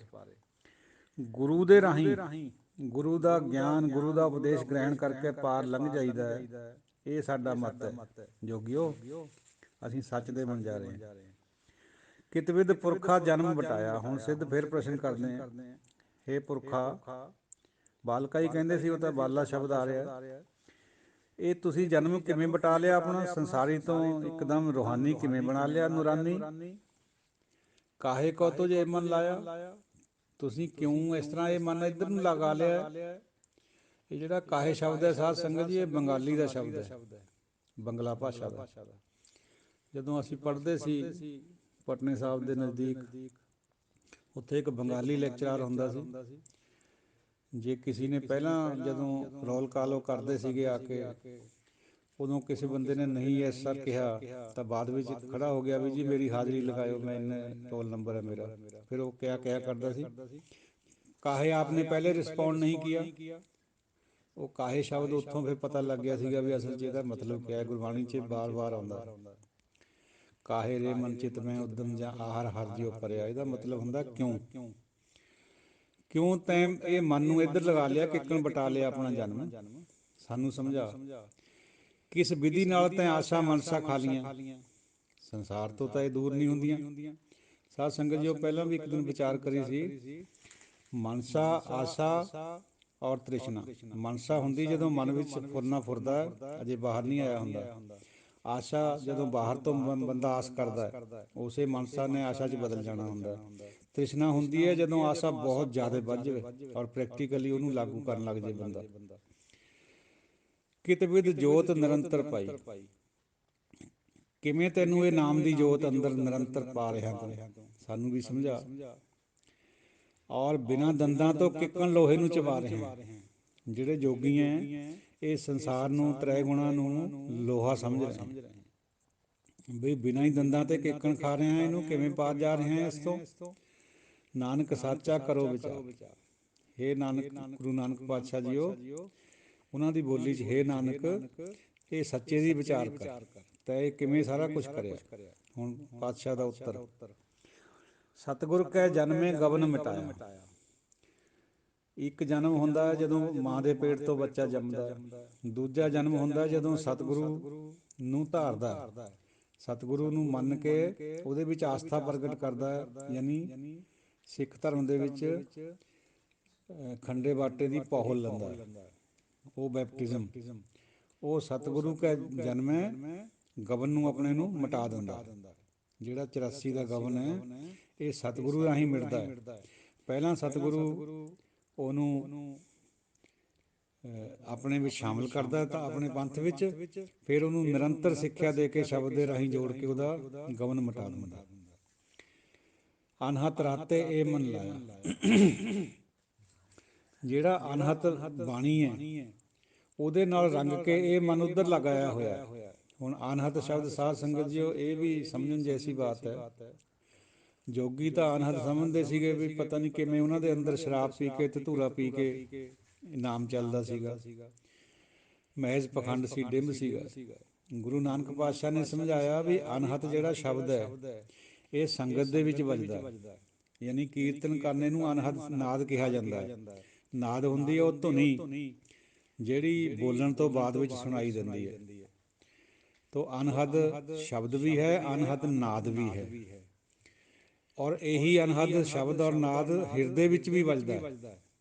ਜਦੋਂ ਕਿਸੇ ਨੂੰ ਨਾਮ ਦੀ ਪ੍ਰਾਪਤੀ ਹੁੰਦੀ ਹੈ, ਨਿਰੰਤਰ ਅੰਦਰੋਂ ਵਾਹਿਗੁਰੂ ਵਾਹਿਗੁਰੂ ਵਾਹਿਗੁਰੂ ਸ਼ਬਦ ਨਿਕਲਦਾ ਹੈ, ਉਹ ਅਨਹਦ ਹੁੰਦਾ ਹੈ ਆਪਣੇ ਆਪ ਤੋਂ। ਜਦੋਂ ਅੰਦਰ ਚੱਲਦਾ, ਜਦੋਂ ਗੁਰੂ ਪਾਤਸ਼ਾਹ ਕਿਰਪਾ ਕਰਦਾ ਹੈ, ਜਿਹੜਾ ਆਪਾਂ ਆਪਣੇ ਪਹਿਲਾਂ ਅਨਹਦ ਚਲਾਉਣ ਖਾਤਰ ਇਸ ਅਨਹਦ ਬਾਣੀ ਦੀ ਵਰਤੋਂ ਕਰਦੇ ਹਾਂ, ਉਹ ਚੀਜ਼ ਹੋਰ ਹੈ। ਉਸੇ ਨਾਲ ਹੀ ਵੈਸੇ ਅੰਦਰੋਂ ਫਿਰ ਉਹ ਅਨਹਦ ਨਾਦ ਚੱਲਣਾ ਹੈ। ਤੋ ਅਨਹਦ ਸੰਗਤ ਦੇ ਵਿੱਚ ਵੀ ਵੱਜਦਾ ਹੈ, ਅਨਹਦ ਮਨ ਵਿੱਚ ਵੀ ਵੱਜਦਾ ਹੈ। ਮਨਸਾ ਆਸਾ ਸ਼ਬਦ ਜਲਾਈ, ਇਹ ਜਿੰਨੀ ਵੀ ਮਨਸਾ ਔਰ ਆਸਾ ਮਨ ਦੇ ਵਿੱਚ ਹੈਗੀਆਂ, ਇਹ ਸ਼ਬਦ ਦੇ ਰਾਹੀਂ ਜਲਾਈਆਂ ਜਾਂਦੀਆਂ। ਕਿਉਂਕਿ ਸਿੱਧਾਂ ਨੇ ਪੁੱਛਿਆ ਸੀ ਨਾ, ਕਿਤ ਬਿਦ ਆਸਾ ਮਨਸਾ ਖਾਈ। ਪਾਤਸ਼ਾਹ ਫਰਮਾਉਂਦੇ ਆ ਵੀ ਸ਼ਬਦ ਦੇ ਨਾਲ ਜੁੜ ਕੇ ਮਨਸਾ ਔਰ ਆਸਾ ਦੂਰ ਕਰੀਆਂ, ਜਲਾਈਆਂ, ਖਤਮ ਕਰੀਆਂ। ਗੁਰਮੁਖ ਜੋਤ ਨਿਰੰਤਰ ਪਾਈ, ਸਾਨੂੰ ਜਿਹੜੀ ਨਾਮ ਦੀ ਜੋਤ ਮਿਲੀ ਹੈ ਅੰਦਰੋਂ, ਇਹ ਗੁਰਮੁਖਾਂ ਤੋਂ ਮਿਲੀ ਹੈ, ਯਾਨੀ ਸੰਤਾਂ ਤੋਂ ਮਿਲੀ ਹੈ। ਗੁਰੂ ਨਾਨਕ ਪਾਤਸ਼ਾਹ ਦਾ ਜਿਹੜਾ ਗੁਰੂ ਸੀ ਉਹ ਤਾਂ ਪਰਮਾਤਮਾ ਸੀਗਾ। ਅੱਗੇ ਜਿੰਨੇ ਵੀ ਗੁਰੂ ਸਾਹਿਬਾਨ ਹੋਏ, ਉਹ ਫਿਰ ਆਪ ਤੋਂ ਪਹਿਲੇ ਵਾਲੇ ਗੁਰੂ ਨੂੰ ਵੱਡਾ ਕਰ ਰਹੇ ਹਾਂ। ਗੁਰਮੁਖ ਸ਼ਬਦ ਗੁਰਬਾਣੀ ਦੇ ਵਿੱਚ ਬਹੁਤ ਪਵਿੱਤਰ ਸ਼ਬਦ ਹੈ। ਜਿਹਦੇ ਅੰਦਰ ਨਾਮ ਚੱਲ ਪਿਆ ਉਹਨੂੰ ਗੁਰਮੁਖ ਕਿਹਾ ਜਾਂਦਾ। ਪਹਿਰਾਵੇ ਨੂੰ ਗੁਰਮੁਖ ਨਹੀਂ ਕਿਹਾ ਜਾਂਦਾ, ਜਿਵੇਂ ਕਈ ਵਾਰ ਆਪਾਂ ਸਮਝ ਵੀ ਲੈਂਦੇ ਬਾਹਰ ਦਾ ਦੇਖ ਕੇ, ਚਹਿਲ ਚੱਕਰ ਵੀ ਆਓ ਗੁਰਮੁਖੋ ਕਹਿ ਦਿੰਦੇ ਆ। ਚਲੋ, ਉਹਨਾਂ ਨੂੰ ਬੜਾ ਕਰਨ ਖਾਤਰ ਸਿੱਖ ਨੂੰ ਸਿੱਖ ਦੁਆਰਾ ਬੜਾ ਕਰਿਆ ਜਾਣਾ ਚਾਹੀਦਾ ਹੈ, ਕੋਈ ਇਤਰਾਜ਼ ਨਹੀਂ ਹੈ। ਗੁਰਬਾਣੀ 'ਚ ਵੀ ਇਸ ਤਰ੍ਹਾਂ ਹੈ, ਪਰ ਅਸਲ ਵਿੱਚ ਗੁਰਮੁਖ ਦੀ ਜਿਹੜੀ ਵਿਚਾਰ ਹੈ ਉਹ ਇਹ ਹੈ ਵੀ ਅੰਦਰੋਂ ਨਾਮ ਚੱਲਦਾ ਹੋਵੇ, ਮੈਂ ਟੁੱਟ ਚੁੱਕੀ ਹੋਵੇ, ਉਹ ਗੁਰਮੁਖ ਹੁੰਦਾ। ਨਹੀਂ ਤਾਂ ਫਿਰ ਬਾਕੀ ਹੇਠਾਂ ਸਨਮੁਖ ਉਤੇ ਹੇਠਾਂ ਫਿਰ ਬੇਮੁਖ ਔਰ ਮਨਮੁਖ, ਉਹ ਸਟੇਜਾਂ। ਤ੍ਰੈ ਗੁਣ ਮੇਟੇ ਖਾਈਏ ਸਾਰ, ਪਾਤਸ਼ਾਹ ਫਰਮਾਉਂਦੇ ਆ ਵੀ ਤਿੰਨਾਂ ਗੁਣਾਂ ਨੂੰ ਮੇਟ ਦੋ, ਇਹ ਲੋਹਾ ਚੱਬਿਆ ਜਾਊਗਾ। ਹੁਣ ਇਹ ਤ੍ਰੈ ਗੁਣ ਕਿਵੇਂ ਮਿਟਣਗੇ? ਸ਼ਬਦ ਦੇ ਰਾਹੀਂ, ਸੰਗਤ ਦੇ ਵਿੱਚ ਜਾ ਕੇ। ਬਸ ਇਹੀ ਇੱਕ ਵਾਹਿਦ ਤਰੀਕਾ ਹੈ ਗੁਰੂ ਨਾਨਕ ਸਾਹਿਬ ਨੇ ਜਿਹੜਾ ਫਰਮਾਇਆ, ਬਈ ਸੰਗਤ ਦੇ ਵਿੱਚ ਜਾ ਕੇ ਸ਼ਬਦ ਨਾਲ ਜੁੜ ਜਾਓ, ਤ੍ਰੈ ਗੁਣਾਂ ਨੇ ਮੇਟਿਆ ਜਾਣਾ ਆਪੇ ਹੀ। ਇਹ ਜਿਹੜਾ ਲੋਹਾ ਚੱਬ ਨਹੀਂ ਹੁੰਦਾ, ਤ੍ਰੈ ਗੁਣ ਮਿਟਦੇ ਨਹੀਂ ਹੈ, ਲੋਹੇ ਵਾਂਗ ਕਰੜੇ ਹੈ ਇਹ। ਨਾਨਕ ਕਥਨਾ ਕਰੜਾ ਸਾਰ, ਨਾਮ ਲੈਣਾ ਵੀ ਕਥਨਾ ਕਰੜਾ ਸਾਰ ਇਸੇ ਕਰਕੇ ਹੈ, ਕਿਉਂਕਿ ਉਹ ਅੰਦਰ ਵੱਸਦਾ ਨਹੀਂ ਹੈ। ਆਖਣ ਔਖਾ ਸਾਚਾ ਨਾਉ। ਉਸੇ ਤਰੀਕੇ ਨਾਲ ਇਹ ਜਿਹੜੇ ਤਿੰਨੇ ਗੁਣ ਹੈ, ਮਾਇਆ ਦੇ ਰਜੋ ਸਤੋ ਔਰ ਤਮੋ, ਇਹ ਵੀ ਲੋਹੇ ਵਾਂਗ ਕਰੜੇ, ਇਹ ਵੀ ਮਿਟਦੇ ਨਹੀਂ ਛੇਤੀ, ਪਰ ਮਿਟਣਗੇ ਸ਼ਬਦ ਦੇ ਨਾਲ। ਨਾਨਕ ਤਾਰੇ ਤਾਰਨਹਾਰ, ਪਾਤਸ਼ਾਹ ਫਰਮਾਉਂਦੇ ਪਰਮਾਤਮਾ ਆਪੇ ਤਾਰਨਹਾਰ ਹੈ, ਉਹ ਸਾਨੂੰ ਤਾਰੂਗਾ, ਕਿਰਪਾ ਉਹਦੀ ਵਰਤੂਗੀ, ਪਰ ਜੁੜੀਏ ਸ਼ਬਦ ਨਾਲ। ਸ਼ਬਦ ਜਿਹੜਾ ਹੈ ਸਾਧ ਸੰਗਤ ਜੋ, ਜਿਹੜਾ ਇੱਕ ਮੈਤਰੀ ਉਪਨਿਸ਼ਦ ਹੈ, ਮੈਤਰੀ ਉਪਨਿਸ਼ਦ 'ਚ ਇਹ ਬਾਤ ਲਿਖੀ ਹੋਈ ਹੈ, ਪਹਿਲਾਂ ਗੁਰਬਾਣੀ ਰਚਨ ਤੋਂ ਵੀ ਬਹੁਤ ਸਦੀਆਂ ਪਹਿਲਾਂ, ਬਈ ਦੋ ਕਿਸਮ ਦਾ ਬ੍ਰਹਮ ਹੁੰਦਾ ਹੈ, ਇੱਕ ਸ਼ਬਦ ਬ੍ਰਹਮ, ਇੱਕ ਅਸ਼ਬਦ ਬ੍ਰਹਮ। ਅਸ਼ਬਦ ਬ੍ਰਹਮ ਜਿਹੜਾ ਨਿਰਗੁਣ ਰੂਪ ਹੈ ਉਹਦਾ, ਜਿਹੜਾ ਪਹਿਲਾਂ ਤੋਂ ਹੀ ਸੀ, ਤੇ ਦੂਜਾ ਸ਼ਬਦ ਬ੍ਰਹਮ। ਇਹ ਗੁਰਬਾਣੀ ਨਾਲ ਕਿੰਨਾ ਮੇਲ ਖਾਂਦੀ ਹੈ ਗੁਰਬਾਣੀ, ਇਹ ਜਿਹੜੀ ਉਪਨਿਸ਼ਦ ਦੀ ਇਹ ਵਿਆਖਿਆ ਹੈ। ਸ਼ਬਦ ਨੂੰ ਬ੍ਰਹਮ ਕਿਹਾ ਗਿਆ ਹੈ ਉਪਨਿਸ਼ਦ ਵਿੱਚ, ਮੈਤਰੀ ਉਪਨਿਸ਼ਦ। ਬਿਲਕੁਲ ਇਸੇ ਤਰੀਕੇ ਨਾਲ ਜਿਹੜੀ ਗੁਰਬਾਣੀ ਹੈ, ਗੁਰੂ ਹੈ ਸਾਡਾ, ਇਹ ਪਰਮਾਤਮ ਰੂਪ ਹੈ। ਪੋਥੀ ਪਰਮੇਸ਼ਰ ਕਾ ਥਾਨ, ਇਸੇ ਵਾਸਤੇ ਕਿਹਾ ਗਿਆ ਹੈ। ਸੋ ਇਸੀ ਕਰਕੇ ਵੇਦਾਂ ਮੈਂ ਨਾਮ ਉਤਮ ਸੋ ਸੁਣੇ, ਨਹੀਂ ਫਿਰੈ ਜਿਉ ਬੇਤਾਲਿਆ। ਤੀਜੇ ਪਾਤਸ਼ਾਹ ਨੇ ਇਸੀ ਕਰਕੇ ਵੇਦਾਂ ਨੂੰ ਉੱਤਮ ਕਿਹਾ ਗਿਆ ਉਹਨਾਂ ਦੁਆਰਾ, ਕਿਉਂਕਿ ਵੇਦਾਂ ਦੇ ਵਿੱਚ ਵੀ ਨਾਮ ਦੀ ਬਾਤ ਹੈ। ਭਾਵੇਂ ਚਾਰ ਵੇਦਾਂ 'ਚ ਨਹੀਂ ਹੈ, ਉੱਥੇ ਉਹਨਾਂ ਨੂੰ ਵਧਾ ਚੜਾ ਕੇ ਕਈਆਂ ਹੋਈਆਂ ਗੱਲਾਂ ਦੱਸਿਆ ਗੁਰਬਾਣੀ ਨੇ, ਪਰ ਜਿਹੜੇ ਵੇਦਾਂ ਦੇ ਨਾਲ ਦੂਜੇ ਗ੍ਰੰਥ ਜੁੜੇ ਹੋਏ ਹੈ, ਜਿਵੇਂ ਪਹਿਲਾਂ ਵੀ ਦਾਸੇ ਨੇ ਵਿਚਾਰ ਕਰੀ ਹੈ, ਸਿੱਖ ਜਗਤ ਵਿੱਚ ਇਹ ਗੱਲ ਬੜੀ ਘੱਟ ਹੈ। ਹਰ ਇੱਕ ਵੇਦ ਦੇ ਨਾਲ ਕੁਛ ਗ੍ਰੰਥ ਜੁੜੇ ਹੋਏ ਹੈ, ਜਿਨ੍ਹਾਂ ਨੂੰ ਇੱਕ ਤਾਂ ਹੈਗੇ ਬ੍ਰਾਹਮਣਾਸ ਗ੍ਰੰਥ, ਜਿਨ੍ਹਾਂ ਦੇ ਪੂਜਾ ਪਾਠ ਦੀਆਂ ਵਿਧੀਆਂ ਵਿਧਾਨ ਦਿੱਤੇ ਹੋਏ ਹੈ। ਉਹਨਾਂ ਦੇ ਨਾਲ ਹੀ ਮਗਰ ਆਉਂਦੇ ਆਰਿਅੰਕਾਸ ਗ੍ਰੰਥ, ਆਰਿਅੰਕਾਸ ਦੇ ਪਿਛਲੇ ਪਾਸੇ ਆਉਂਦੇ ਉਪਨਿਸ਼ਦ। ਇਹ ਹਰ ਇੱਕ ਚਾਰੇ ਜਿਹੜੇ ਵੇਦ ਹੈ ਉਹਨਾਂ ਦੇ ਨਾਲ ਹੀ ਜੁੜੇ ਹੋਏ ਹੈ। ਤੋ ਜਦੋਂ ਇਹੋ ਜਿਹੀਆਂ ਵਿਚਾਰਾਂ ਗੁਰਬਾਣੀ ਵਰਗੀਆਂ ਇਹਨਾਂ ਉਪਨਿਸ਼ਦਾਂ ਵਿੱਚ ਆਉਂਦੀਆਂ, ਇਸੀ ਕਰਕੇ ਕਿਉਂਕਿ ਇਹ ਸਾਰੇ ਤਿੰਨੇ ਚਾਰੇ ਪੋਰਸ਼ਨ ਜਿਹੜੇ ਇੱਕ ਵੇਦ ਨਾਲ ਜੁੜੇ ਹੋਏ, ਇਹਨਾਂ ਨੂੰ ਵੇਦ ਹੀ ਕਿਹਾ ਜਾਂਦਾ। ਜਦੋਂ ਵੇਦਾਂ ਦੇ ਵਿੱਚ ਹੁਣ ਸਮੁੱਚੇ ਵੇਦਾਂ ਦੀ ਗੱਲ ਆ ਗਈ ਨਾ, ਉਹਨਾਂ ਦੇ ਵਿੱਚ ਨਾਮ ਦੀ ਬਾਤ ਆਈ ਹੋਈ ਹੈ। ਸ਼ਬਦ ਨੂੰ ਪਰਮਾਤਮਾ ਕਿਹਾ ਗਿਆ, ਸ਼ਬਦ ਬ੍ਰਹਮ, ਅਸ਼ਬਦ ਬ੍ਰਹਮ। ਸ਼ਬਦ ਵੀ ਬ੍ਰਹਮ ਹੈ, ਗੁਰਬਾਣੀ ਬ੍ਰਹਮ ਹੈ।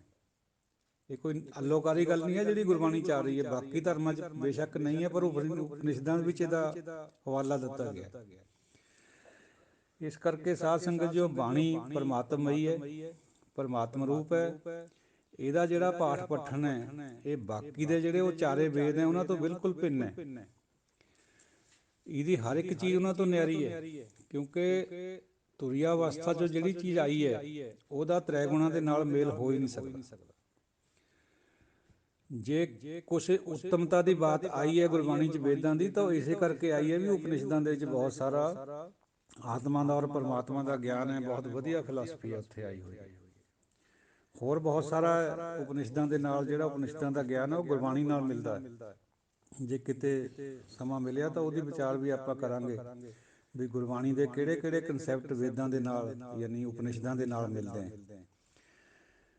ਸੋ ਖਾਮ ਖਿਆਲ ਵਿੱਚ ਆਪਾਂ ਕਈ ਵਾਰ ਕਹਿ ਦਿੰਦੇ ਹਾਂ ਵੀ ਇਹ ਤਾਂ ਜੀ ਕੱਚੀਆਂ ਲਿਖਤਾਂ ਹੈ, ਕਿਉਂਕਿ ਗੁਰਬਾਣੀ ਦਾ ਹਵਾਲਾ ਵੀ ਦੇ ਦਿੰਦੇ ਬਈ ਵੇਦ ਕਿਤੇ ਵਿਫਤਰਾ ਭਾਈ ਦਿਲ ਕਾ ਫਿਕਰ ਨਾ ਜਾਏ, ਜਾਂ 10ਵੇਂ ਪਾਤਸ਼ਾਹ ਫਰਮਾਉਂਦੇ ਜਿਨ ਕੀ ਸੁਤ ਪ੍ਰਭ ਚਰਨਨ ਲਾਗੀ ਤੇ ਵੇਦਨ ਤੇ ਭਏ ਤਿਆਗੀ।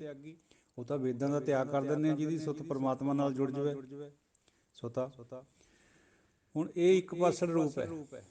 ਜਿਹੜਾ ਦੂਜਾ ਪਾਸਾ ਹੈ, ਜਿਹੜਾ ਗੁਰੂ ਅਮਰਦਾਸ ਜੀ ਫਰਮਾਉਂਦੇ ਵੀ ਵੇਦਾਂ ਮੈਂ ਨਾਮ ਉੱਤਮ ਸੋ ਸੁਣੈ ਨਹੀਂ, ਕਰੈ ਜਿਉ ਬੇਤਾਲਿਆ।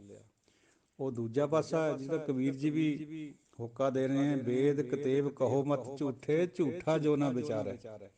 ਇਹ ਹੈ ਵਿਸਤ੍ਰਿਤ ਗਿਆਨ ਗੁਰਬਾਣੀ ਦਾ, ਜਿਹਨੂੰ ਭਾਈ ਰਣਜੀਤ ਸਿੰਘ ਜੀ ਸਿੰਘ ਸਾਹਿਬ ਬਹੁਤ ਜ਼ੋਰ ਸ਼ੋਰ ਨਾਲ ਕਹਿ ਰਹੇ ਹਨ, ਔਰ ਸਹੀ ਬਾਤ ਹੈ ਉਹਨਾਂ ਦੀ। ਗੁਰਬਾਣੀ ਨੂੰ ਸਮੱਗਰਤਾ ਵਿੱਚ ਦੇਖਣ ਨਾਲ ਗੱਲ ਹੋਰ ਹੈ। ਜੇ ਇੱਕ ਪਾਸੜ ਦੇਖਾਂਗੇ, ਇੱਕ ਤੁਕ ਨੂੰ ਦੇਖਾਂਗੇ, ਇੱਕ ਸ਼ਬਦ ਨੂੰ ਦੇਖਾਂਗੇ ਤਾਂ ਬਾਤ ਹੋਰ ਹੈ। ਉਹੀ ਬਾਤ ਫਿਰ ਆ ਜਾਂਦੀ ਹੈ ਵੀ ਗਾਥਾ ਗੂੜ ਅਪਾਰੰਗ ਸਮਝਣੇ ਬਿਰਲਾ ਜਨ। ਇਹ ਬੜੀ ਗੂੜ ਗਾਥਾ ਹੈ, ਇਹ ਉੱਪਰੋਂ ਕੁਛ ਹੋਰ ਨਜ਼ਰ ਆਉਂਦੀ ਹੈ, ਵਿੱਚ ਕੁਛ ਗੱਲ ਹੋਰ ਹੈ। ਇਹ ਬੁਝਾਰਤ ਹੈ ਜਿਹੜੀ ਗੁਰਬਾਣੀ ਹੈ। ਜਾਂ ਚੌਥੇ ਪਦ ਦੀ ਕੋਈ ਵੀ ਲਿਖਤ, ਈਵਨ ਜਿਹੜਾ ਸੰਤ ਵੀ ਹੈ ਚੌਥੇ ਪਦ ਵਾਲਾ, ਉਹ ਵੀ ਬੁਝਾਰਤ ਹੈ। ਅਸੀਂ ਸਮਝਦੇ ਹਾਂ ਆਹ ਸੰਤ ਬੈਠਾ, ਅਸੀਂ ਉਹਦੇ ਸਰੀਰ ਨੂੰ ਸੰਤ ਸਮਝੀ ਜਾ ਰਹੇ। ਠੀਕ ਹੈ, ਸਰੀਰ ਮੁਤਵਰਕ ਹੈ ਜਿੱਥੇ ਨਾਮ ਪ੍ਰਗਟ ਹੋਇਆ ਵਾ, ਪਰ ਸੰਤਗਿਰੀ ਤਾਂ ਅਸਲ 'ਚ ਹੋਰ ਚੀਜ਼ ਹੈ, ਉਹ ਤਾਂ ਅੰਦਰ ਹੈ।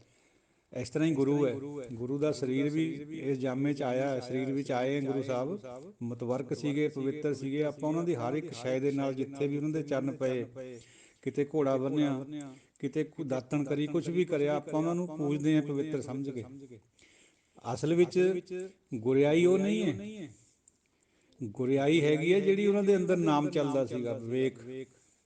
ਕਹੋ ਕਬੀਰ ਮੈਂ ਸੋ ਗੁਰ ਪਾਇਆ, ਜਾਂ ਕਾ ਨਾਉ ਵਿਵੇਕੋ। ਉਹ ਜਿਹੜਾ ਵਿਵੇਕ ਅੰਦਰ ਚੱਲ ਰਿਹਾ, ਨਾਮ ਚੱਲ ਰਿਹਾ ਅੰਦਰ, ਉਹ ਗੁਰੂ ਹੈ।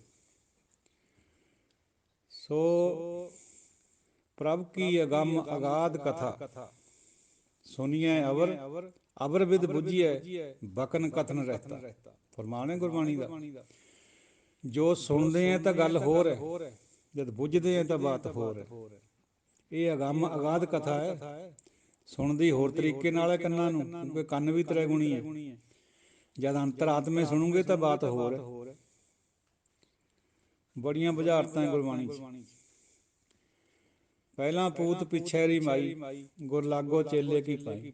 ਪੁੱਤ ਪਹਿਲਾਂ, ਮਾਂ ਬਾਅਦ ਵਿੱਚ ਹੈ, ਬੁੱਝੀ ਜਾਓ ਗੱਲ ਨੂੰ। ਸਾਰੀ ਗੁਰਬਾਣੀ ਬੁਝਾਰਤ ਹੈ। ਆਪਾਂ ਕਹਿ ਦਿੰਦੇ ਇੱਕ ਓਂਕਾਰ, ਇੱਕ ਓਂਕਾਰ ਨੂੰ ਵਿਆਖਿਆ ਕਰਨ ਖਾਤਰ ਕਈ ਦਿਨ ਵੀ ਲੱਗ ਸਕਦੇ ਆ। ਸ਼ਬਦ ਤਾਂ ਇੱਕੋ ਹੀ ਹੈ, ਓਂਕਾਰ। ਇਸ ਕਰਕੇ ਇਹਦੇ ਜਿਹੜੇ ਜਿੰਨਾ ਵੀ ਫਲਸਫਾ ਗੁਰਬਾਣੀ 'ਚ ਆਇਆ, ਸਾਧ ਸੰਗਤ ਜੀਓ, ਗੁਰਮੁਖ ਸੱਜਣੋ, ਆਪ ਜੀ ਤੋਂ ਖੁਦ ਗਿਆਨਵਾਨ ਹੈ ਜਿਹੜੇ ਕਥਾ ਕਰਦੇ ਹੈ। ਇਹਦੇ ਇਕੱਲੇ ਇਕੱਲੇ ਸ਼ਬਦ ਦੇ ਪਿੱਛੇ, ਇੱਕ ਇੱਕ ਅੱਖਰ ਵਰਡ ਦੇ ਪਿੱਛੇ ਬਹੁਤ ਬੜਾ ਫਲਸਫਾ ਹੈ, ਜਿਹਨੂੰ ਸਮਝਣਾ ਇੱਕਣ ਔਖਾ। ਜਿਵੇਂ ਬਦਾਮਾਂ ਦੇ ਵਿੱਚ, ਅਖਰੋਟਾਂ ਦੇ ਵਿੱਚ ਗਿਰੀ ਜਿਹੜੀ ਆ ਉਹ ਲੁਕੋਈ ਹੁੰਦੀ ਹੈ, ਬਾਹਰ ਖੌਲ ਹੁੰਦਾ। ਕੁਦਰਤ ਵੱਲੋਂ। ਤੋ ਅੱਖਰ ਹੈ ਜਿਹੜੇ, ਅੱਖਰ ਤਾਂ ਮਿਟ ਜਾਣੇ, ਇਹ ਅੱਖਰ ਖਿਰ ਜਾਏਂਗੇ, ਉਹ ਅੱਖਰ ਇਨਮੇ ਨਾਹੀਂ। ਅੱਖਰਾਂ ਦੇ ਵਿੱਚ ਕੁਛ ਹੋਰ ਬਾਤ ਹੈ, ਉਹੀ ਗੁਰੂ ਹੈ। ਉਹ ਕਿਹੜੇ ਅੱਖਰ ਹੈ?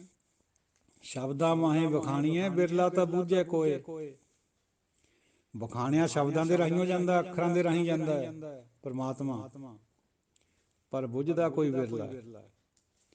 ਜਿਹਨੇ ਬੁੱਝ ਲਿਆ ਉਹਦੇ ਵਾਸਤੇ ਤਵੀ ਵੀ ਇੱਕੋ ਗੱਲ ਹੈ, ਚਾਂਦਨੀ ਚੌਕ ਵੀ ਇੱਕੋ ਗੱਲ ਹੈ, ਹਾਥੀਆਂ ਨਾਲ ਪੜਾਉਣਾ ਵੀ ਇੱਕੋ ਗੱਲ ਹੈ। ਉਹਨੂੰ ਕੋਈ ਫਰਕ ਨਹੀਂ ਹੈ ਫਿਰ ਮੌਤ ਦਾ ਤੇ ਜ਼ਿੰਦਗੀ ਦਾ। ਉਹ ਪਹਿਲਾਂ ਹੀ ਮੌਤ ਨੂੰ ਕਬੂਲ ਕਰਕੇ ਗੁਰੂ ਵੱਲ ਵਧਿਆ ਵਾ ਹੁੰਦਾ, ਮੌਤ ਦਾ ਡਰ ਉੱਥੋਂ ਨਿਕਲ ਚੁੱਕਿਆ ਹੁੰਦਾ। ਇਹ ਹੈ ਫਲਸਫਾ ਜਿਹੜਾ ਗੁਰਬਾਣੀ ਸਿਖਾਉਂਦੀ ਹੈ ਸਾਨੂੰ, ਜਿਹਨੂੰ ਸੰਸਾਰ ਨੂੰ ਸਮਝ ਨਹੀਂ ਆਉਂਦੀ, ਸਾਨੂੰ ਸਿੱਖਾਂ ਨੂੰ ਵੀ ਨਹੀਂ ਆ ਰਹੀ। ਬਾਕੀਆਂ ਦੀ ਬਾਤ ਤਾਂ ਬਾਅਦ 'ਚ ਕਰੀਏ। ਬਾਹਰ ਦੀ ਜਿਹੜੀ ਫੋਰਮ ਹੈ, ਜਿਹੜਾ ਗੁਰੂ ਸਾਹਿਬ ਨੇ ਸਾਨੂੰ ਜੋ ਕੁਛ ਸਮਝਾਇਆ, ਅਸੀਂ ਉਹਦੀ ਬਾਹਰਲੀ ਸ਼ਕਲ ਨੂੰ ਪਕੜ ਕੇ ਬੈਠ ਗਏ ਹੋਏ ਹਾਂ। ਉਹਦੇ ਅੰਦਰ ਕੁਛ ਗੱਲ ਹੋਰ ਹੈ। ਜੇ ਖੰਡੇ ਬਾਟੇ ਦੀ ਪੌਲ ਦਿੱਤੀ ਜਾਂਦੀ ਹੈ ਸਿੱਖਾਂ ਨੂੰ ਫਿਜ਼ੀਕਲੀ, ਉਹਦੇ ਪਿੱਛੇ ਕਾਰਨ ਹੋਰ ਹੈ ਕੁਛ ਬਹੁਤ ਗਹਿਰੇ, ਜਿਹੜੇ ਸਾਨੂੰ ਸਮਝਣੇ ਚਾਹੀਦੇ। 5 ਬਾਣੀਆਂ ਦਾ ਪਾਠ ਕਿਉਂ ਕਰਿਆ ਜਾਂਦਾ ਹੈ? ਇਸ ਕਰਕੇ ਵੀ ਉਹਨਾਂ ਦੇ ਵਿੱਚ ਉਹੀ ਕੁਛ ਹੈ ਜੋ ਸਾਰੀ ਗੁਰਬਾਣੀ 'ਚ ਹੈ। ਯਾਨੀ ਸਾਗਰ ਨੂੰ ਗਾਗਰ ਦੇ ਵਿੱਚ ਬੰਦ ਕਰਿਆ ਵਾ। ਜੇ ਕੱਲੀ ਬਾਣੀ ਨੂੰ ਲੈ ਲਈਏ, ਉਹ ਵੀ ਉਹੀ ਕੁਛ ਹੈ। ਜਪਜੀ ਸਾਹਿਬ ਵੀ ਉਹੀ ਕੁਛ ਹੈ ਜੋ ਗੁਰੂ ਗ੍ਰੰਥ ਸਾਹਿਬ ਹੈ। ਜੇ ਹੋਰ ਛੋਟਾ ਕਰ ਲਈਏ ਤਾਂ ਜਿਹੜਾ ਮੂਲ ਮੰਤਰ ਹੈ ਉਹੀ ਕੁਛ ਹੈ ਜੋ ਜਪਜੀ ਸਾਹਿਬ ਹੈ। ਜੇ ਹੋਰ ਛੋਟਾ ਕਰ ਲਈਏ ਤਾਂ ਜਿਹੜਾ ਬੀਜ ਮੰਤਰ ਹੈ ਓਮਕਾਰ, ਉਹ ਉਹੀ ਕੁਛ ਹੈ ਜੋ ਕੁਛ ਗੁਰਬਾਣੀ। ਇੱਕ ਵਾਰ ਸਮਾਪਤੀ ਕਰਨ ਤੋਂ ਪਹਿਲਾਂ ਇੱਕ ਕਥਾ ਆਉਂਦੀ ਹੈ। ਦਸ਼ਮੇਸ਼ ਜੀ ਨੇ ਇੱਕ ਵਾਰ ਸਿੱਖਾਂ ਨੂੰ ਕਿਹਾ ਵੀ ਗੁਰਸਿੱਖੋ, ਸਾਡੀ ਉਹਦੇ 'ਤੇ ਬੜੀ ਮਿਹਰ ਹੋਊਗੀ ਜਿਹੜਾ ਸਾਨੂੰ, ਜਿੰਨਾ ਚਿਰ ਅਸੀਂ ਘੋੜੇ ਦੇ ਰਕਾਬ ਦੇ 'ਚ ਪੈਰ ਪਾਉਣਾ ਹੈ, ਚਰਨ ਪਾਉਣਾ ਹੈ, ਉਨੇ ਵਿੱਚ ਸਾਰਾ ਗੁਰੂ ਗ੍ਰੰਥ ਸਾਹਿਬ ਸੁਣਾ ਦੇਵੇ। ਹੁਣ ਦੇਖੋ ਕਿਹਾ ਜਿਹਾ ਇਮਤਿਹਾਨ ਹੈ ਇਹ। ਸਾਰੇ ਸਿੱਖ ਸੋਚੀ ਪੈ ਗਏ ਵੀ ਪੈਰ ਰੱਖਣ ਨੂੰ ਤਾਂ 2 ਛਿਣ ਲੱਗਣੇ, 2 ਸਕਿੰਟ ਲੱਗਣੇ। ਐਡਾ ਗੁਰੂ ਗ੍ਰੰਥ ਸਾਹਿਬ ਕਿਵੇਂ ਸੁਣਾਇਆ ਜਾਊਗਾ? ਪਰ ਇੱਕ ਸਿੱਖ ਕਹਿੰਦਾ, ਗੁਰੂ ਮਹਾਰਾਜ ਕਰੋ ਤਾਂ ਸਿਰ ਪਰ ਮੇਰੇ ਹੱਥ ਰੱਖੋ ਜਰਾ, ਮੈਂ ਸੁਣਾਉਂਦਾ। ਦੂਜੇ ਵੀ ਦੇਖ ਰਹੇ ਵੀ ਇਹ ਕਿਆ ਸੁਣਾ ਦੂਗਾ, ਐਡਾ ਬੜਾ ਗ੍ਰੰਥ 1430 ਅੰਗ ਹੈ। ਕਹਿੰਦੇ ਜੀ ਹੋ ਹੁਣ ਤਿਆਰ, ਤੁਸੀਂ ਰੱਖੋ ਚਰਨ, ਮੈਂ ਸੁਣਾਉਂਦਾ ਤੁਹਾਨੂੰ। ਜਦ ਲੱਗੇ ਰੱਖਣ, ਉਹ ਕਹਿੰਦਾ ਇੱਕ ਓਂਕਾਰ ਗੁਰ ਪ੍ਰਸਾਦ। ਗੁਰੂ ਸਾਹਿਬ ਬਹੁਤ ਪ੍ਰਸੰਨ ਹੋਏ, ਕਿਉਂਕਿ ਇਹੀ ਚੀਜ਼ ਹੈ ਜਿਹੜੀ ਸਾਰੀ ਬਾਣੀ 'ਚ। ਇੱਕ ਓਂਕਾਰ ਪਰਮਾਤਮਾ ਦੀ ਵਿਆਖਿਆ ਹੈ, ਗੁਰਪ੍ਰਸਾਦ ਗੁਰੂ ਦੇ ਰਾਹੀਂ ਉਹ ਪ੍ਰਾਪਤ ਹੁੰਦਾ। ਸਾਰਾ ਕੁਛ ਇਹੀ ਤਾਂ ਹੈ, ਹੋਰ ਕਿਆ ਹੈ ਗੁਰਬਾਣੀ। ਅਸੀਂ ਬਾਹਰ ਦੀ ਫੋਰਮ ਨਾਲ ਜੁੜਦੇ ਹਾਂ, ਅਸਲ 'ਚ ਗੱਲ ਅੰਦਰ ਦੀ ਹੈ ਜਿਹੜੀ ਬੁੱਝਣੀ। ਤੋ ਸਾਧ ਸੰਗਤ ਜੀ ਦਿਓ ਆਗਿਆ। ਵਿਆਖਿਆ ਕਰਦਿਆਂ ਬਹੁਤ ਸਾਰੀਆਂ ਭੁੱਲਾਂ ਗਲਤੀਆਂ ਹੋ ਜਾਂਦੀਆਂ, ਸੁਭਾਵਿਕ ਹੈ ਬੰਦੇ ਤੋਂ, ਕਿਉਂਕਿ ਬੰਦਾ 3 ਗੁਣਾਂ 'ਚ ਹੈ, 4ਥੇ 'ਚ ਨਹੀਂ ਹੈ। ਇਸ ਕਰਕੇ ਵਿਚਾਰ ਕਰਦਿਆਂ ਬਹੁਤ ਸਾਰੀਆਂ ਤਰੁੱਟੀਆਂ ਰਹਿ ਜਾਂਦੀਆਂ, ਸਮਝਣ ਵਿੱਚ ਵੀ, ਬੋਲਣ 'ਚ ਵੀ। ਆਪ ਜੀ ਬਖਸ਼ਣਹਾਰ ਹੈ, ਗੁਰੂ ਤਾਂ ਸਦਾ ਹੀ ਬਖਸ਼ਿੰਦਾ ਹੈ। ਉਹਨਾਂ ਅੱਗੇ ਤਾਂ ਅਰਦਾਸ ਹੀ ਕਰਨੀ ਬਣਦੀ ਹੈ ਵੀ ਮਹਾਰਾਜ ਸਾਨੂੰ ਗਿਆਨ ਦਿਓ, ਸੱਚਾ ਗਿਆਨ ਦਿਓ, ਬਖਸ਼ੋ। ਔਰ ਕੋਈ ਹੋਰ ਭੁੱਲ ਭੁਲੇਖਾ ਹੋ ਜਾਏ ਤਾਂ ਮਾਫ਼ ਕਰ ਦਿਓ, ਦਿਓ ਅਸੀਸਾਂ। ਵਾਹਿਗੁਰੂ ਜੀ ਕਾ ਖਾਲਸਾ, ਵਾਹਿਗੁਰੂ ਜੀ ਕੀ ਫਤਿਹ।